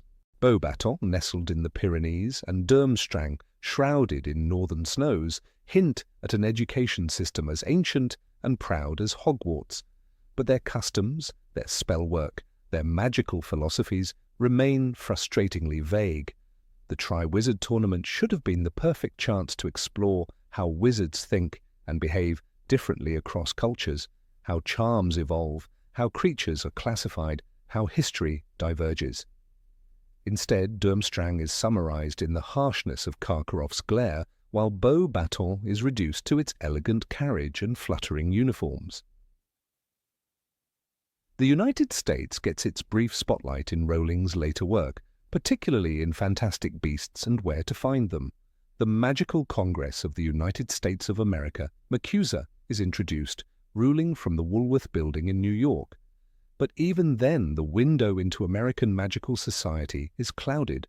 We're told about Ilvermorny, a school atop Mount Greylock in Massachusetts, with its own 4 houses, Horned Serpent, Pukwudgie, Thunderbird, and Wampus, yet the school's ethos remains undeveloped. There's no sense of how American history, from the Salem witch trials to the Civil War, impacted its magical culture. Was Ilvermorny segregated during slavery? Did magical folk intervene during Prohibition or the Great Depression? Jo Rowling admitted that the narrow lens of her books was a deliberate choice. Harry's perspective shaped everything, she explained in an interview. He grew up in the Muggle world and he was learning about magic one layer at a time. But that explanation, while valid, doesn't extinguish the yearning. A truly global magical world beckoned and was mostly left untouched. In fan forums, wizards from India and China are imagined wielding ancient enchantments, their spells wrapped in Sanskrit and calligraphy. In fan fiction, magical monks in Tibet guard sacred scrolls while Australian casters ride thestral caravans through the outback. These stories arise not in Rowling's texts, but in the fertile imagination of readers denied a broader view. One of the clearest criticisms came from fans who felt the magical world suffered from magical colonialism. The British Ministry of Magic appears almost as a central authority, unchallenged and universal. There is no mention of whether international laws conflict or whether magical beings from Africa, the Americas, or Asia might contest the rules enforced by the International Confederation of Wizards. Dumbledore is portrayed as a near-global figure of authority. Yet who appointed him? Who challenged him? Magical governance across continents is a blank canvas. The Department of Mysteries, an enigmatic hub of research and magic, raises further questions. If Britain has one, do other countries have their equivalents? What does magical research look like in Japan or Egypt? Considering that ancient civilizations were the cradle of early magic, think of the pyramids, Babylon, the Maya temples, it's odd that nearly all magical innovation seems to originate from the British Isles in Rowling's world. Even Nicholas Flamel, who lived in Paris, is primarily associated with his connection to Dumbledore. In Fantastic Beasts, The Crimes of Grindelwald, Rowling attempts to globalize her universe, bringing audiences to Paris and showcasing magical ministries and societies beyond London. We meet Yusuf Kama from Senegal, a wizard with a blood pact and a past tangled in magical lineage and colonial trauma. Here, finally, is a character rooted in a different magical tradition, one touched by French colonialism, African mysticism, and his own family's tragic history. But the moment is fleeting. Kama becomes a supporting character in someone else's story. Rowling's Pottermore, later Wizarding World, website provided snippets about other wizarding schools, Mahutakoro in Japan, Ouagadougou in Uganda, and Castelobruxo in Brazil. Mahutakoro, with its jade-robed students and emphasis on flying, is said to produce Quidditch champions. Ouagadougou, carved into a mountainside and shrouded in mist, is described as a place where magic is often performed wordlessly. Castelobruxo is hidden deep within the Amazon rainforest, guarded by spirit beings and creatures of legend. But these are sketches, not stories. Names and aesthetics are offered without depth. What are their founders' names? What spells are unique to them? Who were their historical figures, their equivalent of Merlin? The absence becomes most glaring when one considers how magic, would logically develop differently across civilizations. In India, where yoga and mantras shaped spiritual practices for millennia, would wizards channel power through breath and posture? In China, where dragons symbolize strength and balance, might magic be aligned with the elements and the lunar calendar? Could Aboriginal Australian wizards draw power from Dreamtime stories etched in the rocks and whispered through generations? None of this appears in the canonical texts. The tapestry is rich but unfinished. It's particularly telling that even in times of global conflict like Voldemort's rise to power or Grindelwald's war, there's little indication of how other magical nations respond. In The Half-Blood Prince, the Muggle Prime Minister receives a visit from Cornelius Fudge, who mentions that other countries are having the same problems, but that's the extent of it. No letters from foreign ministers, no alliances, no magical summits. Even during the climactic Battle of Hogwarts, no international aid arrives. The wizarding world remains oddly an island. The oversight becomes starker when contrasted with how real-world history shaped national magic traditions. Colonialism, migration, genocide, all left marks on Muggle history. How could the magical world be immune? Did British wizards colonize magical spaces in India or Nigeria? Did African magical societies resist hiding their knowledge in ancestral rituals? What happened to the indigenous magical traditions of North America when European witches arrived? Did they clash or merge? Did Thunderbird magic survive alongside European wandwork? The character of Serafina Picquery, president of MACUSA in the 1920s, had the potential to open these doors.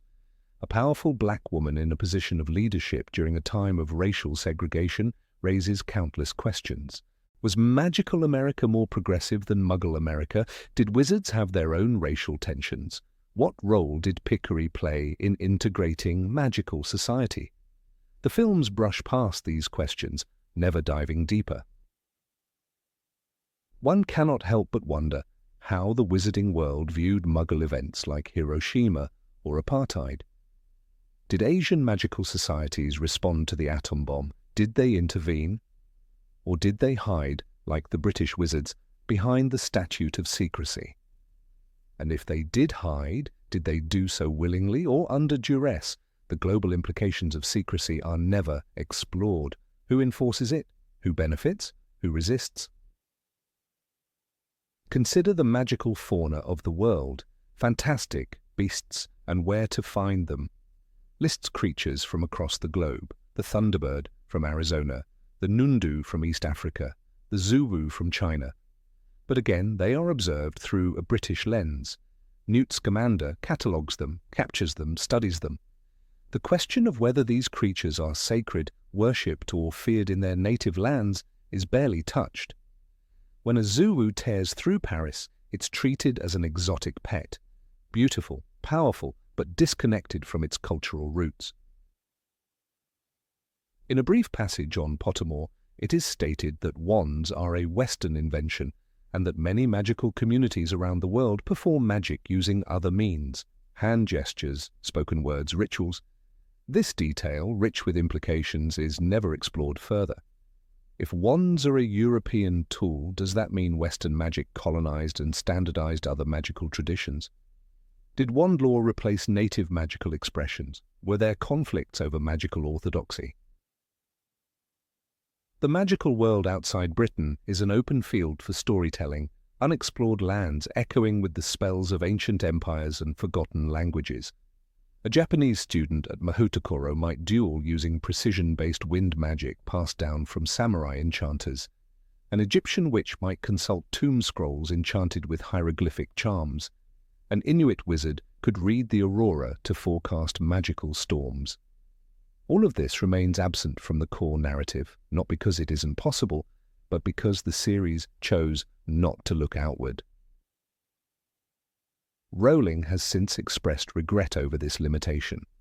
In a 2018 fan Q&A, she admitted, "If I could do it all over again, I would have expanded the world more. There are so many incredible magical cultures that deserve to be explored." This confession resonates deeply with fans who saw themselves in these distant lands but found no magical mirror reflecting their culture, no spell carved in their language. The global scope of magic, hinted at in maps and side texts, aches for narrative weight. Without stories, maps are only lines. Without characters, names are only syllables. Magic exists not in spells alone, but in context, in struggle, belief, identity. A truly global magical world requires more than magical creatures and foreign buildings. It requires voices, myths, scars, and dreams from every corner of the earth. That absence echoes louder than any spell. Number 21, Cho Chang's one-dimensional arc. Cho Chang had the makings of a richly layered character, but her journey in the Harry Potter series is a study in lost potential. Introduced as a Ravenclaw seeker with beauty, grace, and intellect, she immediately captivated not only her housemates, but readers as well. When Harry first notices her during a Quidditch match, she becomes more than a passing interest. She is his first crush, the object of a boyish affection that promises tenderness and growth, and yet Cho's development falters, not because of her limitations, but because her character was never truly allowed to evolve. By the time Cedric Diggory dies in Harry Potter and the Goblet of Fire, Cho's life has already shifted from the pages of teenage romance to the weight of genuine grief. Cedric was not just a romantic partner, he was a symbol of hope, decency, and school spirit. His death shattered her, and when we meet her again in Order of the Phoenix, she is no longer the girl who smiled at Harry near the owlery. She is a young woman in mourning, trying to survive the trauma of a senseless death. "He was kind and brave," she tells Harry, her voice breaking in the room of requirement. And in that moment we see the rawness of her sorrow. But rather than explore that vulnerability, the narrative closes around her like a trap. Cho becomes reduced to her tears. In almost every scene she appears in, her emotional state becomes the central focus. Her crying in Madame Puddifoot's tea shop is not framed as grief finding an outlet. It's portrayed as inconvenient, awkward, a stumbling block to Harry's teenage confusion. What could have been a moment of mutual vulnerability is instead an illustration of incompatibility. "She keeps crying," Harry laments internally, unsure of how to comfort her. The reader is invited to sympathize with him, not with the girl grieving the loss of her boyfriend to murder and political conspiracy. And yet, Cho tries. She joins Dumbledore's army not just out of rebellion, but out of courage. She believes in the cause and she believes in Harry. Despite the Ministry's propaganda and the risk of punishment, she steps into the room of requirement and trains alongside her classmates. Her magic is strong, her heart committed. This should have been her arc, the grieving girl who chooses to fight, who channels her loss into resistance, but instead Cho is caught in the snare of plot necessity and narrative convenience. When Marietta Edgecombe, Cho's friend, betrays the DA, Rowling gives Cho a dilemma that could have offered her character dimension. Torn between loyalty to her friend and commitment to the DA, she defends Marietta, arguing that the punishment, a jinx that scars Marietta's face with the word sneak, was too harsh. This conflict could have been used to explore Cho's values, her moral compass, and her discomfort with extremism. But instead, the moment alienates her from Harry and soon from the story itself. Rowling would later admit that she mishandled Cho's character. She confessed that Cho became the girl who cries a lot and that the series failed her by focusing only on her grief. In an interview, Rowling said she had made Cho too one-dimensional and that she regretted not giving her a fuller arc. This acknowledgement is rare, an author stepping back from their work and seeing the ways in which a character was constrained by narrative choice rather than their own personality. And it's especially frustrating because Cho had all the ingredients of a compelling figure. She was not only beautiful and popular, but also intelligent, a true Ravenclaw. She excelled in her studies, was a skilled seeker, and demonstrated leadership by standing up against Umbridge's regime. She was more than a romantic interest. She had the qualities of a hero. But the story did not make space for her heroism. One might argue that Cho was Harry's lesson, that first love is often imperfect, that people are complicated and relationships don't always work out, but even so she could have been more than a lesson. Lavender Brown, another of Harry's peers, is also portrayed through the lens of teenage melodrama, yet she is later seen battling in the final fight. Her growth is acknowledged. Cho, meanwhile, disappears. After Order of the Phoenix, she fades into the margins. By Half-Blood Prince, she is mentioned in passing. By Deathly Hallows, her role is a cameo, arriving late in the narrative, standing politely aside to let Ginny take the spotlight. It is hard not to see this as a disservice. Cho should have been a voice of experience in the final war. She had already tasted loss, already stood against tyranny. Her place in Dumbledore's army should have made her a symbol of persistence and loyalty. Instead, she becomes the girl who cried too much, as Hermione dismissively suggests, a line that sealed Cho's fate in the eyes of many readers. What's more, the rivalry between Cho and Hermione is never fully developed but rather implied, lurking beneath Hermione's sarcastic remarks. Cho becomes not only the failed girlfriend but also a foil for the woman Harry should end up with, a comparison that lacks fairness. Cho is not petty nor cruel. Her only crime is grieving, but within a narrative shaped by the tropes of fantasy and romance, her emotions are framed as obstacles, not truths. There is, however, something poetic in the way Cho lingers at the edges of the story. She returns in Deathly Hallows to fight in the Battle of Hogwarts. We are told she arrives with the rest of the DA, prepared to make her stand. But we don't see her fight. We don't hear her thoughts. The girl who once soared through the air on her broomstick, who kissed Harry under mistletoe, who wept for Cedric and still trained for war. She is there, unnamed among the crowd, part of the resistance, but not its voice. Had Rowling chosen to follow her through the trauma, Cho could have become a symbol of resilience. Imagine her working quietly in the background, helping younger students, organizing meetings, standing up to Umbridge, not with anger, but with quiet determination. Imagine her sharing Cedric's story not through sobs, but through speeches, invoking his name as a reason to fight, not merely to mourn.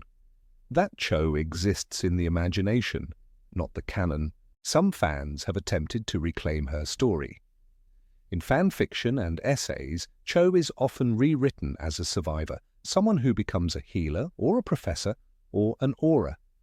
Her grief becomes part of her strength, not a weakness. These reinterpretations reveal what was possible all along, that her pain could have been transformative, not reductive. Her brief relationship with Harry is often criticized, but it is not Cho who falters. Harry, immature and emotionally unready, cannot process the depth of her sorrow. When she kisses him, it is not a moment of romance, but of mourning.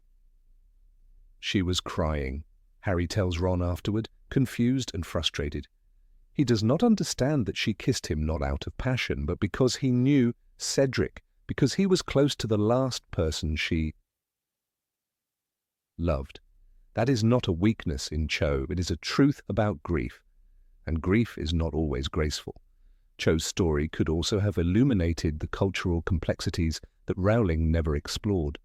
As one of the few non-white characters in the series, Cho carries a symbolic weight that the narrative does not unpack.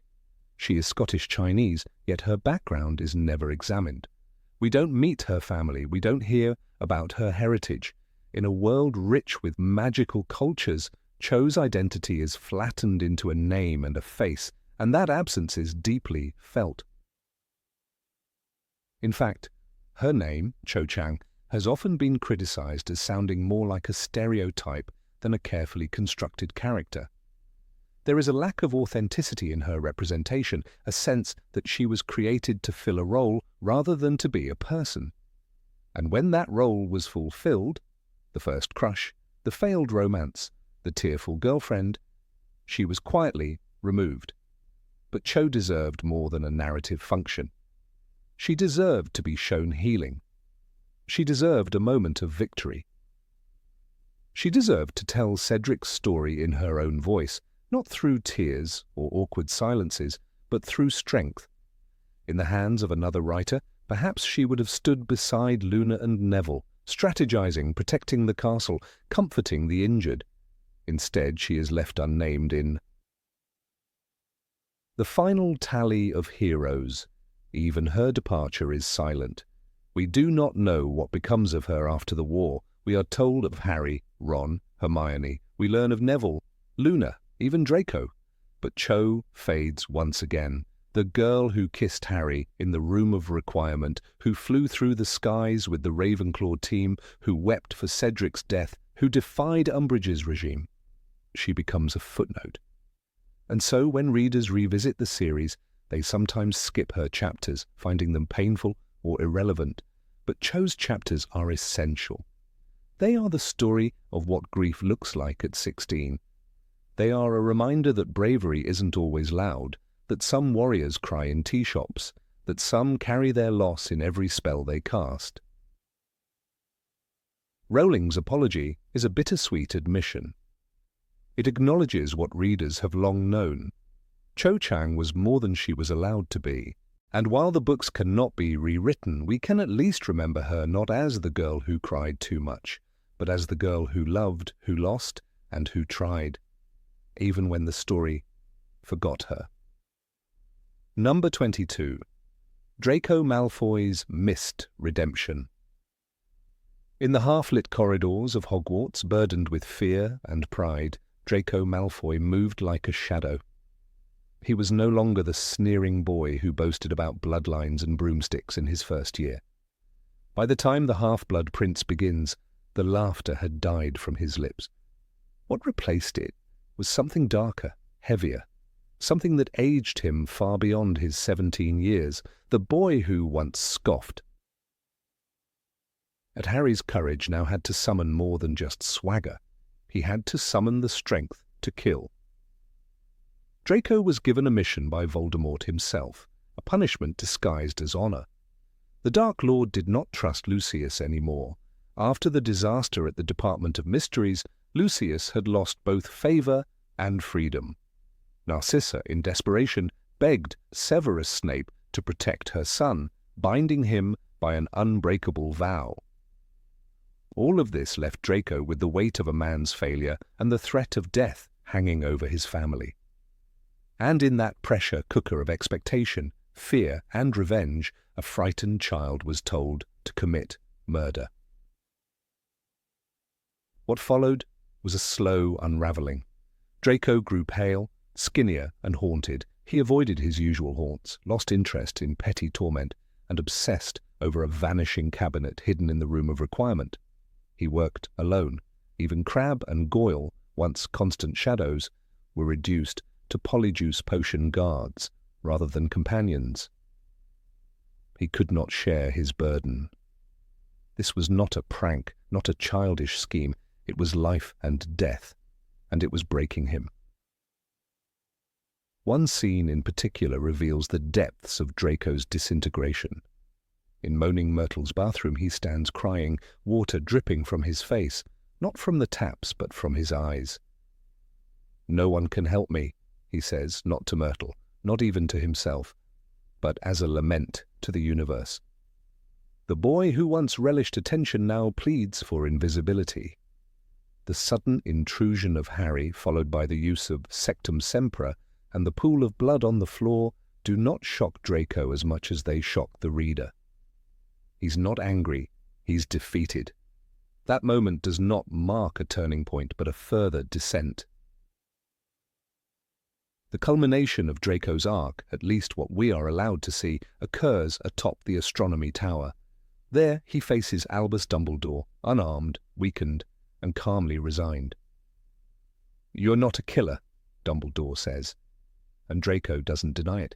He hesitates. His wand wavers. This is the moment the entire series was supposed to prepare him for. A moment of irreversible choice. And he fails to go through with it, not because he's too weak, but because he is still strong enough to resist. But instead of redemption, what follows is murky. Snape kills Dumbledore. Draco is spared from the consequences. He flees, not triumphant, but dragged along like driftwood in the tide of a war he neither started nor wanted. In the Deathly Hallows, he is reduced to a background figure, his home used as a base of operations by Voldemort's inner circle. He doesn't resist, he doesn't support, he merely exists. During the skirmish at Malfoy Manor, he fails to identify Harry Potter, who is disguised and bloodied, lying at his feet. "I'm not sure," Draco mutters, and that uncertainty speaks volumes. It is not fear alone, it is refusal, a silent protest, a whisper of rebellion. He's not helping the Order, but he's no longer working for the Death Eaters either. He is frozen in the grey. And yet, that is the last meaningful act we get from Draco Malfoy. The Battle of Hogwarts rages. He survives. He's seen chasing Harry through the Room of Requirement, but it's desperation, not aggression. His only concern seems to be survival. Crabbe dies, Goyle barely escapes. Draco is pulled out by Harry and Ron, saved not by merit but mercy. He owes his life to those he once despised, and then he vanishes. When the smoke clears and peace is restored, Draco Malfoy ceases to exist as a person. He reappears only in the epilogue 19 years later, nodding at Harry at King's Cross Station. He's married, has a son, Scorpius, and lives a quiet life. That's all we know. No reflection, no reckoning, no path to redemption ever shown. The complex character teased in Half-Blood Prince evaporates into a polite silhouette. It's not that Draco needed to be a hero. He did not have to join the Order or duel Voldemort. But readers expected a journey. The tension built so carefully deserved release. Instead, it was deflated. We never saw his guilt explored. We never saw him seek forgiveness from others or from himself. As J.K. Rowling later admitted, she could not quite bring herself to give Draco the full arc. She said he deserved better, and that many fans were right to expect more. There were threads to pull. His relationship with his parents, especially Narcissa, could have been explored further. Narcissa's lie to Voldemort about Harry's death saved the entire wizarding world. That spark of maternal love passed down to Draco might have become the foundation for change. Instead, it's left unsaid. Draco's gratitude, shame, or growth, we never see it. Even the Malfoy name, once synonymous with superiority, becomes diluted. What became of the family estate? Did Draco reject its darker legacy? Does he teach his son differently? The books are silent. And yet there is a flicker of possibility in that final scene. Scorpius boards the train to Hogwarts. He is kind, clever, and shy. And Draco, watching, is no longer the arrogant boy demanding special treatment. He is a father, hoping his son finds a better path. In The Cursed Child, we are given fragments, hints of the man Draco has become. He mourns the loss of his wife, Astoria, who believed in raising Scorpius with gentleness, not pride. He confesses his loneliness, his regrets. He even works with Harry to save their sons. But these crumbs come too late for many. The books were the heart of the canon, and Draco's transformation, if it exists, was left out of it. It is not a matter of needing more pages. Even a brief scene, Draco in the ruins of Hogwarts helping the wounded, or standing beside his mother at Fred Weasley's funeral, would have said enough. It would have turned his hesitation into repentance. Instead, readers were left to imagine it all for themselves. And many did. Fan fiction, essays, and analyses flooded forums. Some imagined Draco becoming a healer, trying to make amends. Others saw him as a recluse, haunted by what he almost became. A few gave him grand redemption arcs, acts of bravery and sorrow. The hunger for closure was real because Rowling had created a character ripe for redemption and then stopped halfway. It's rare to find a villain's child in literature who is not punished, not forgiven, but simply abandoned by the narrative. Draco's arc is a study in lost potential. His internal struggle was one of the most realistic in the series. He did not want power, he wanted safety. He did not seek glory, he was thrust into ruin, and when the war ended, he faded instead of rising. The books, through Harry's eyes, begin to shift their judgment. Even Harry, once so scathing, begins to see Draco differently. In the Deathly Hallows, he saves him not once, but twice. That act is symbolic. Harry is no longer the boy who hated Draco. He is the man who sees him as another casualty of Voldemort's cruelty. But this new view is never followed up. Draco remains a shadow even in Harry's mind. Draco was not a bad boy, Rowling once said. He was a boy raised by bad people. That distinction mattered. It gave readers hope. But hope without fulfillment is a hollow gift. Draco was the only character with a true chance to show what comes after the war. Not every Slytherin needed to be evil. Not every coward stayed a coward. But without resolution, Draco's complexity risks being forgotten. What remains of Draco Malfoy, then, is not a full arc, but a pause. A breath held too long. His character stands on the edge of something meaningful, but never steps forward. We know he lived, we know he fathered a child, but we don't know if he found peace or if he earned it. In the end, readers are left not with closure, but with questions. What would Draco have become if he had confessed to Dumbledore, if he had turned spy, if he had found his voice? What did he say to his son about the war? What did he say to himself? And perhaps that mystery is both the blessing and curse of his character, forever unfinished, forever imagined. Number 23, Mad-Eye Moody's off-screen death. Alastor Moody, known to most as Mad-Eye, was not a man who went unnoticed. His name preceded him, whispered in fear by dark wizards, and spoken with reverence by those who fought for the light. He was a living relic of a brutal era, a battle-worn veteran of the First Wizarding War, and a man whose entire life had been consumed by duty. Moody did not smile often. He didn't trust easily. He walked with a perpetual air of suspicion, a magical eye spinning wildly in his scarred face, ever vigilant. He was the kind of man who seemed too stubborn, too paranoid to ever die. And yet in the Deathly Hallows, he is suddenly gone, a single paragraph, a mention in passing. Alastor Moody is dead, that's it. The injustice of it is staggering, not merely in the literary sense, but in the moral one. Here was a man who had trained generations of Aurors, a man who carried the trauma of decades of war on his back like a weathered cloak. He lost an eye, a leg, part of his nose. He saw friends fall and watched institutions he once believed in collapse. And yet he stayed. He never ran, not when the Ministry fell, not when Voldemort returned. Alastor Moody stood fast, unwavering. To erase such a life in a footnote feels not only like a disservice to the character, but a betrayal of the very values he represented. In the Order of the Phoenix, Moody leads the advance guard to retrieve Harry from Privet Drive. He commands respect without asking for it. "We've got about 3 minutes before your uncle notices we're here," he barks, and though the group includes Kingsley Shacklebolt, Nymphadora Tonks and Remus Lupin, it's Moody who takes charge. He is the compass for the group, grim, calculating, and efficient. He doesn't care for praise or sentiment. He cares for results. That's what made him great. Moody had no family, no softness, no home, but the cause. He sacrificed any semblance of a normal life to chase down the darkest of wizards. He was the one who trained Nymphadora Tonks, a woman who would later sacrifice her own life for the Order.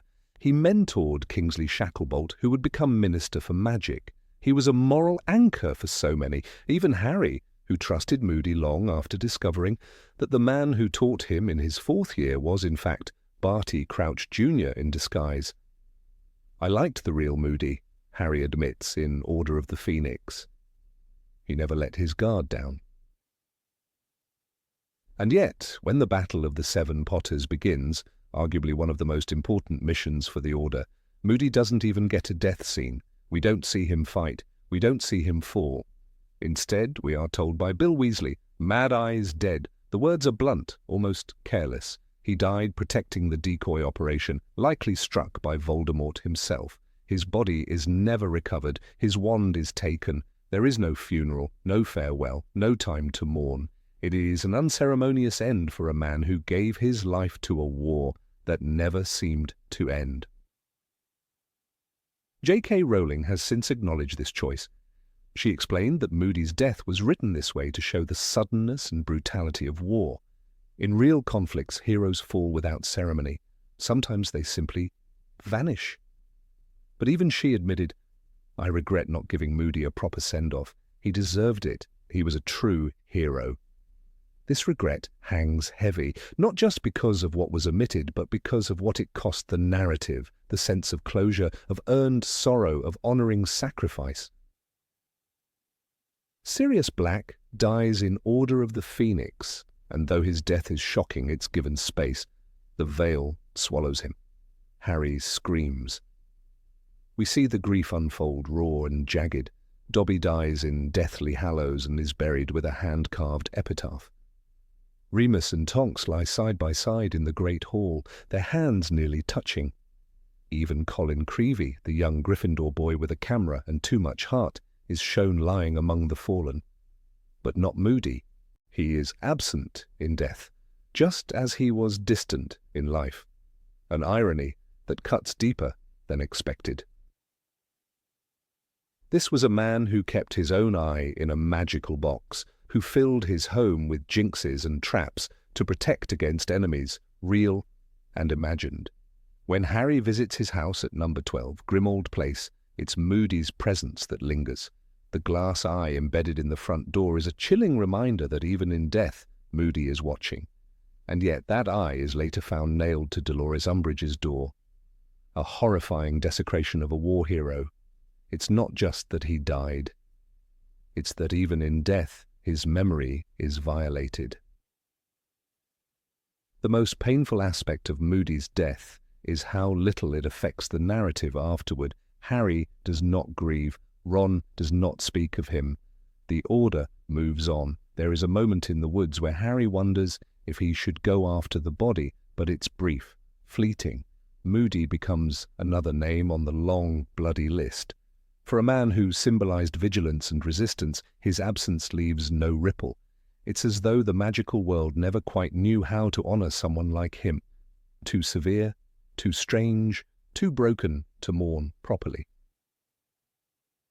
Yet Moody had moments of gentleness, rare and powerful. When he shows Harry the photo of the original Order, his voice tightens. Most of these are dead now, he says. There's no embellishment, no sentiment, but the weight in his tone is unmistakable. Moody carried the dead with him. He remembered each name, each face. He bore their stories in silence, never asking for sympathy. That moment, a man of war revealing the ghosts that haunt him, is the closest we ever get to seeing who Alastor Moody really was beneath the scars. His paranoia, often mocked by others, kept him alive. His insistence on constant vigilance wasn't a catchphrase. It was a creed, a necessity. It's what allowed him to survive the First War. It's what made him so feared. And yet, in the end, even constant vigilance wasn't enough. Voldemort himself pursued him during the escape, a testament to how much of a threat Moody remained. He wasn't just another soldier, he was a symbol of resistance. Killing him was a message. In another story, Moody would have had a final stand. We might have seen him duel Voldemort, buying time for the others to escape. We could have seen him outsmart an ambush, take down a Death Eater with one last act of heroism. But none of that happens.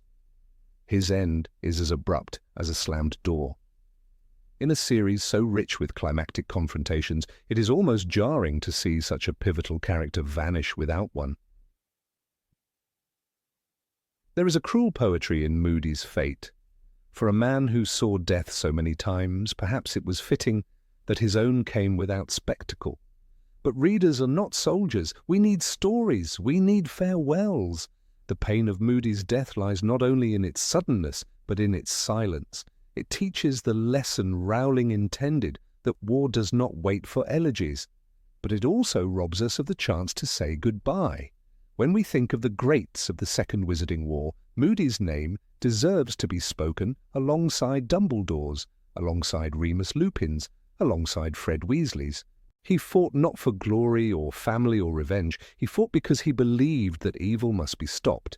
He was, in every sense of the word, a soldier, and yet his legacy is marred by its own erasure. The books often suggest that people like Moody are not built for peacetime, that when the war ends, they vanish, swallowed by silence or madness or death. It's a grim truth. But even if Moody could not have lived in a world without war, he could have been honored by it. He could have been remembered. The magical world owes him that much, and so do we. It's strange how often fans have filled in the gaps that Rowling left. Fan fiction abounds with imagined final moments. Moody casting a shield charm, taking a killing curse meant for another, using his last breath to warn the others. These stories are not canon, but they speak to a hunger for justice, for narrative closure, for a proper goodbye. We are told that Moody's death demoralized the Order, that they were shaken, but we never see it. There's no candlelit vigil, no silent moment. His absence is mentioned, then forgotten. Compare this to Dumbledore's death, with its procession and tomb, or to Snape's, which receives a memory sequence and emotional reckoning. Moody vanishes in the fog like a ghost no one will name. Perhaps that's the truest tragedy of war. Not the deaths we remember, but the ones we forget. Moody, who never married, who never retired, who lived and breathed the Order, deserved more than to die in a sky full of curses with no one watching. He deserved to be seen, to be remembered, to be mourned. And maybe, just maybe, that's what we do now. Every time a reader pauses on that single line, Mad Eye's dead, and flinches, a little spark of justice is done. Every time a fan draws him in art, or writes him in a new ending, or says his name aloud, Alastor Moody lives again, if only for a moment. He survives in defiance of the text that buried him too soon. He would scoff at the sentiment, of course. He was never one for praise. But maybe even he, behind that grizzled face and twirling eye, would appreciate the irony. That after a lifetime of being feared and forgotten, his death sparked a quiet, enduring grief. That even in his silence, he made us feel something. That in the end, he was more than a paragraph. He was a legend. And legends deserve to be remembered. Number 24. Ignored Hufflepuff and Ravenclaw houses. In the vast corridors of Hogwarts, stories echo from every stone. Yet as the tale of Harry Potter unfolds, it becomes impossible to ignore the imbalance that quietly shapes the narrative. Gryffindor and Slytherin dominate the spotlight like rival kingdoms locked in an ancient war. Their histories, their students, their rivalries, all richly drawn, layered with meaning and personal drama. But when it comes to Hufflepuff and Ravenclaw, the walls fall silent. What do we truly know about them? That Ravenclaws are clever, that Hufflepuffs are kind. Beyond that, the details blur into shadows. Take Ravenclaw, the house of intellect and wit. It boasts some of the brightest minds in the school, yet they rarely step forward in the main story. Luna Lovegood emerges late in the series, a whimsical, brilliant outlier who captures hearts with her dreamy defiance of conformity. But she is the exception, not the rule. Terry Boot, Anthony Goldstein, and Michael Corner linger at the edges of the narrative, often little more than names in the crowd. Even Cho Chang, the most prominently featured Ravenclaw, exists largely as a love interest rather than a fully developed character in her own right. In Order of the Phoenix, Cho is present, fragile with grief and confusion. But the depth of her character remains elusive. She cries in Madame Puddifoot's, she fumbles her words, she fades. Her inner world, her motivations, the Ravenclaw in her, sharp, perceptive, intuitive, remain unexplored. There is a line in the books. Cho was crying again. She had started again as soon as she entered Madame Puddifoot's tea shop. But tears are not a character arc. They are a moment, and Ravenclaw deserves more than moments. Hufflepuff fares no better. Kind, loyal, hard-working, this trinity of virtues is often repeated yet rarely shown with any nuance. Cedric Diggory is their shining star, and his brief, noble arc in Goblet of Fire grants the house a touch of dignity and sorrow. His death is tragic, not just for what it means to the plot, but for what it reveals about how easily Hufflepuff's contributions are extinguished in the narrative. Cedric was the Spare, as Voldemort cruelly called him, and in a sense that's how the house itself is treated throughout the series. Susan Bones is mentioned, Ernie Macmillan gets a few lines, and Hannah Abbott appears fleetingly, later marrying Neville Longbottom in a post-book revelation. But none are given enough room to grow roots in the reader's imagination.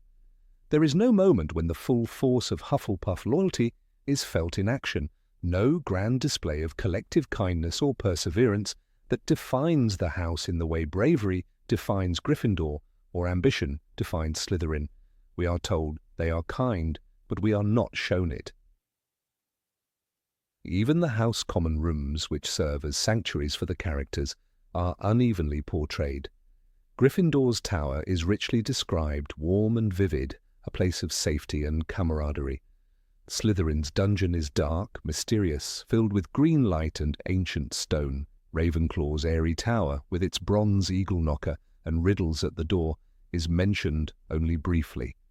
The Hufflepuff common room is almost entirely omitted from the main books. Only in later interviews and on Pottermore did we learn that it is located near the kitchens, filled with copper and sunshine, with plants growing everywhere. But this detail comes too late, outside the text, beyond the emotional reach of the story. Rowling herself admitted that the emphasis on Gryffindor versus Slytherin shaped the direction of the entire series.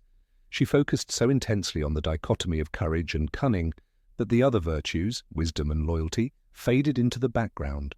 In a 2011 interview, she apologized to fans of Ravenclaw and Hufflepuff, acknowledging that she had not done their houses justice.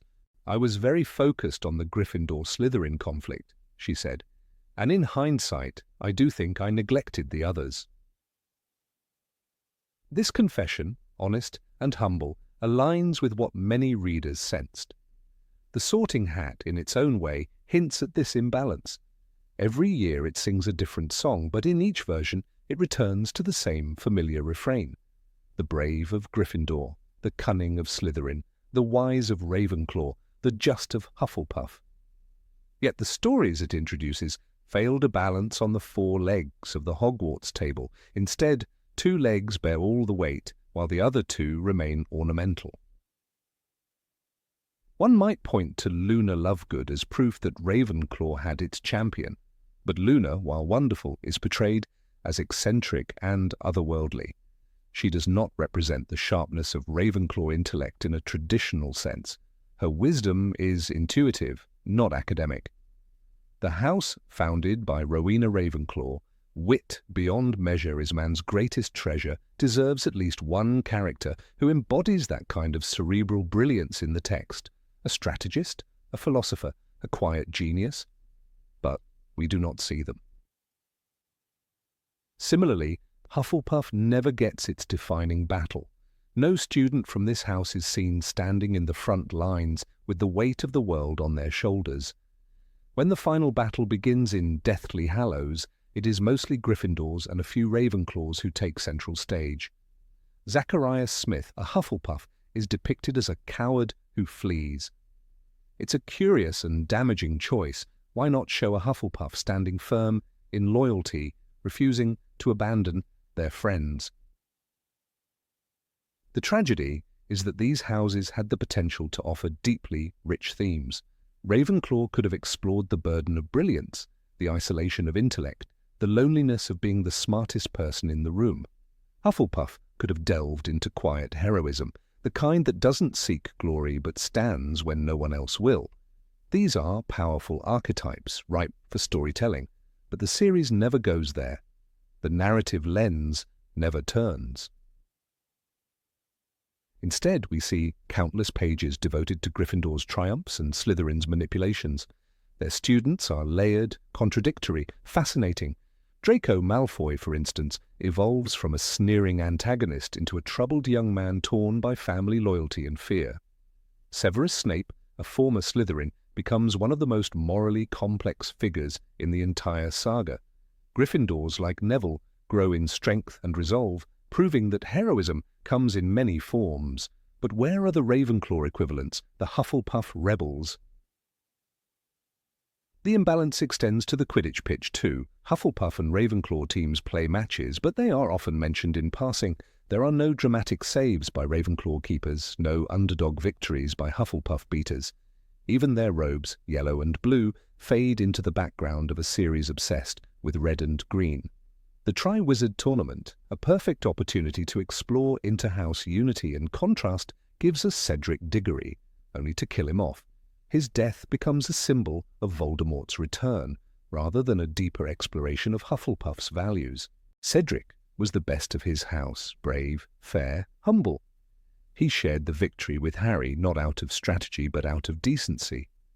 That moment when he says, "Take it, you should win too," could have been a window into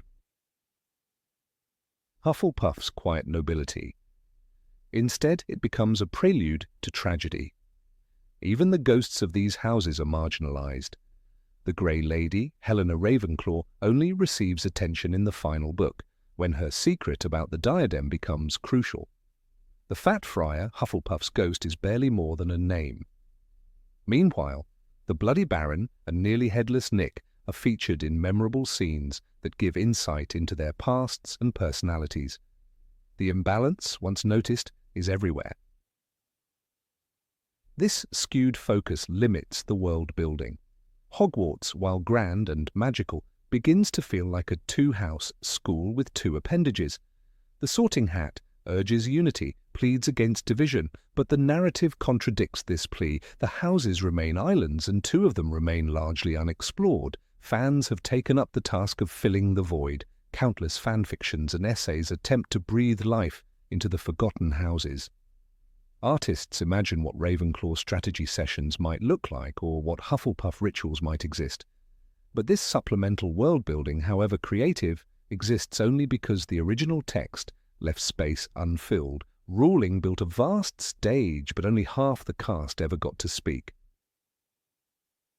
The Battle of Hogwarts could have been the culmination of all four houses rising together, and in brief glimpses it almost is. Professor Sprout, head of Hufflepuff, organizes students and uses magical plants as weapons, but she remains a background presence. Professor Flitwick, head of Ravenclaw, joins the fray too, but his brilliance in charms is never the turning point. It is McGonagall, a Gryffindor, who commands the defenses, who leads the charge, who moves the statues to battle. The symmetry is missing. The balance is never achieved. In the final tally, Gryffindor and Slytherin shape the legacy of the story. Their traits are tested, reimagined, redeemed, but Ravenclaw and Hufflepuff remain cardboard cutouts, their identities shaped by adjectives rather than actions. It is a missed opportunity not just for character development but for thematic richness. Intelligence and loyalty matter as much as bravery and cunning, but you wouldn't know it from the story we were given, and so the Sorting Hat's promise remains unfulfilled. Though different they are, together they stand, it sang. But the story it helped sort remained lopsided, a tale of two houses, while the others waited, unheard, in the wings.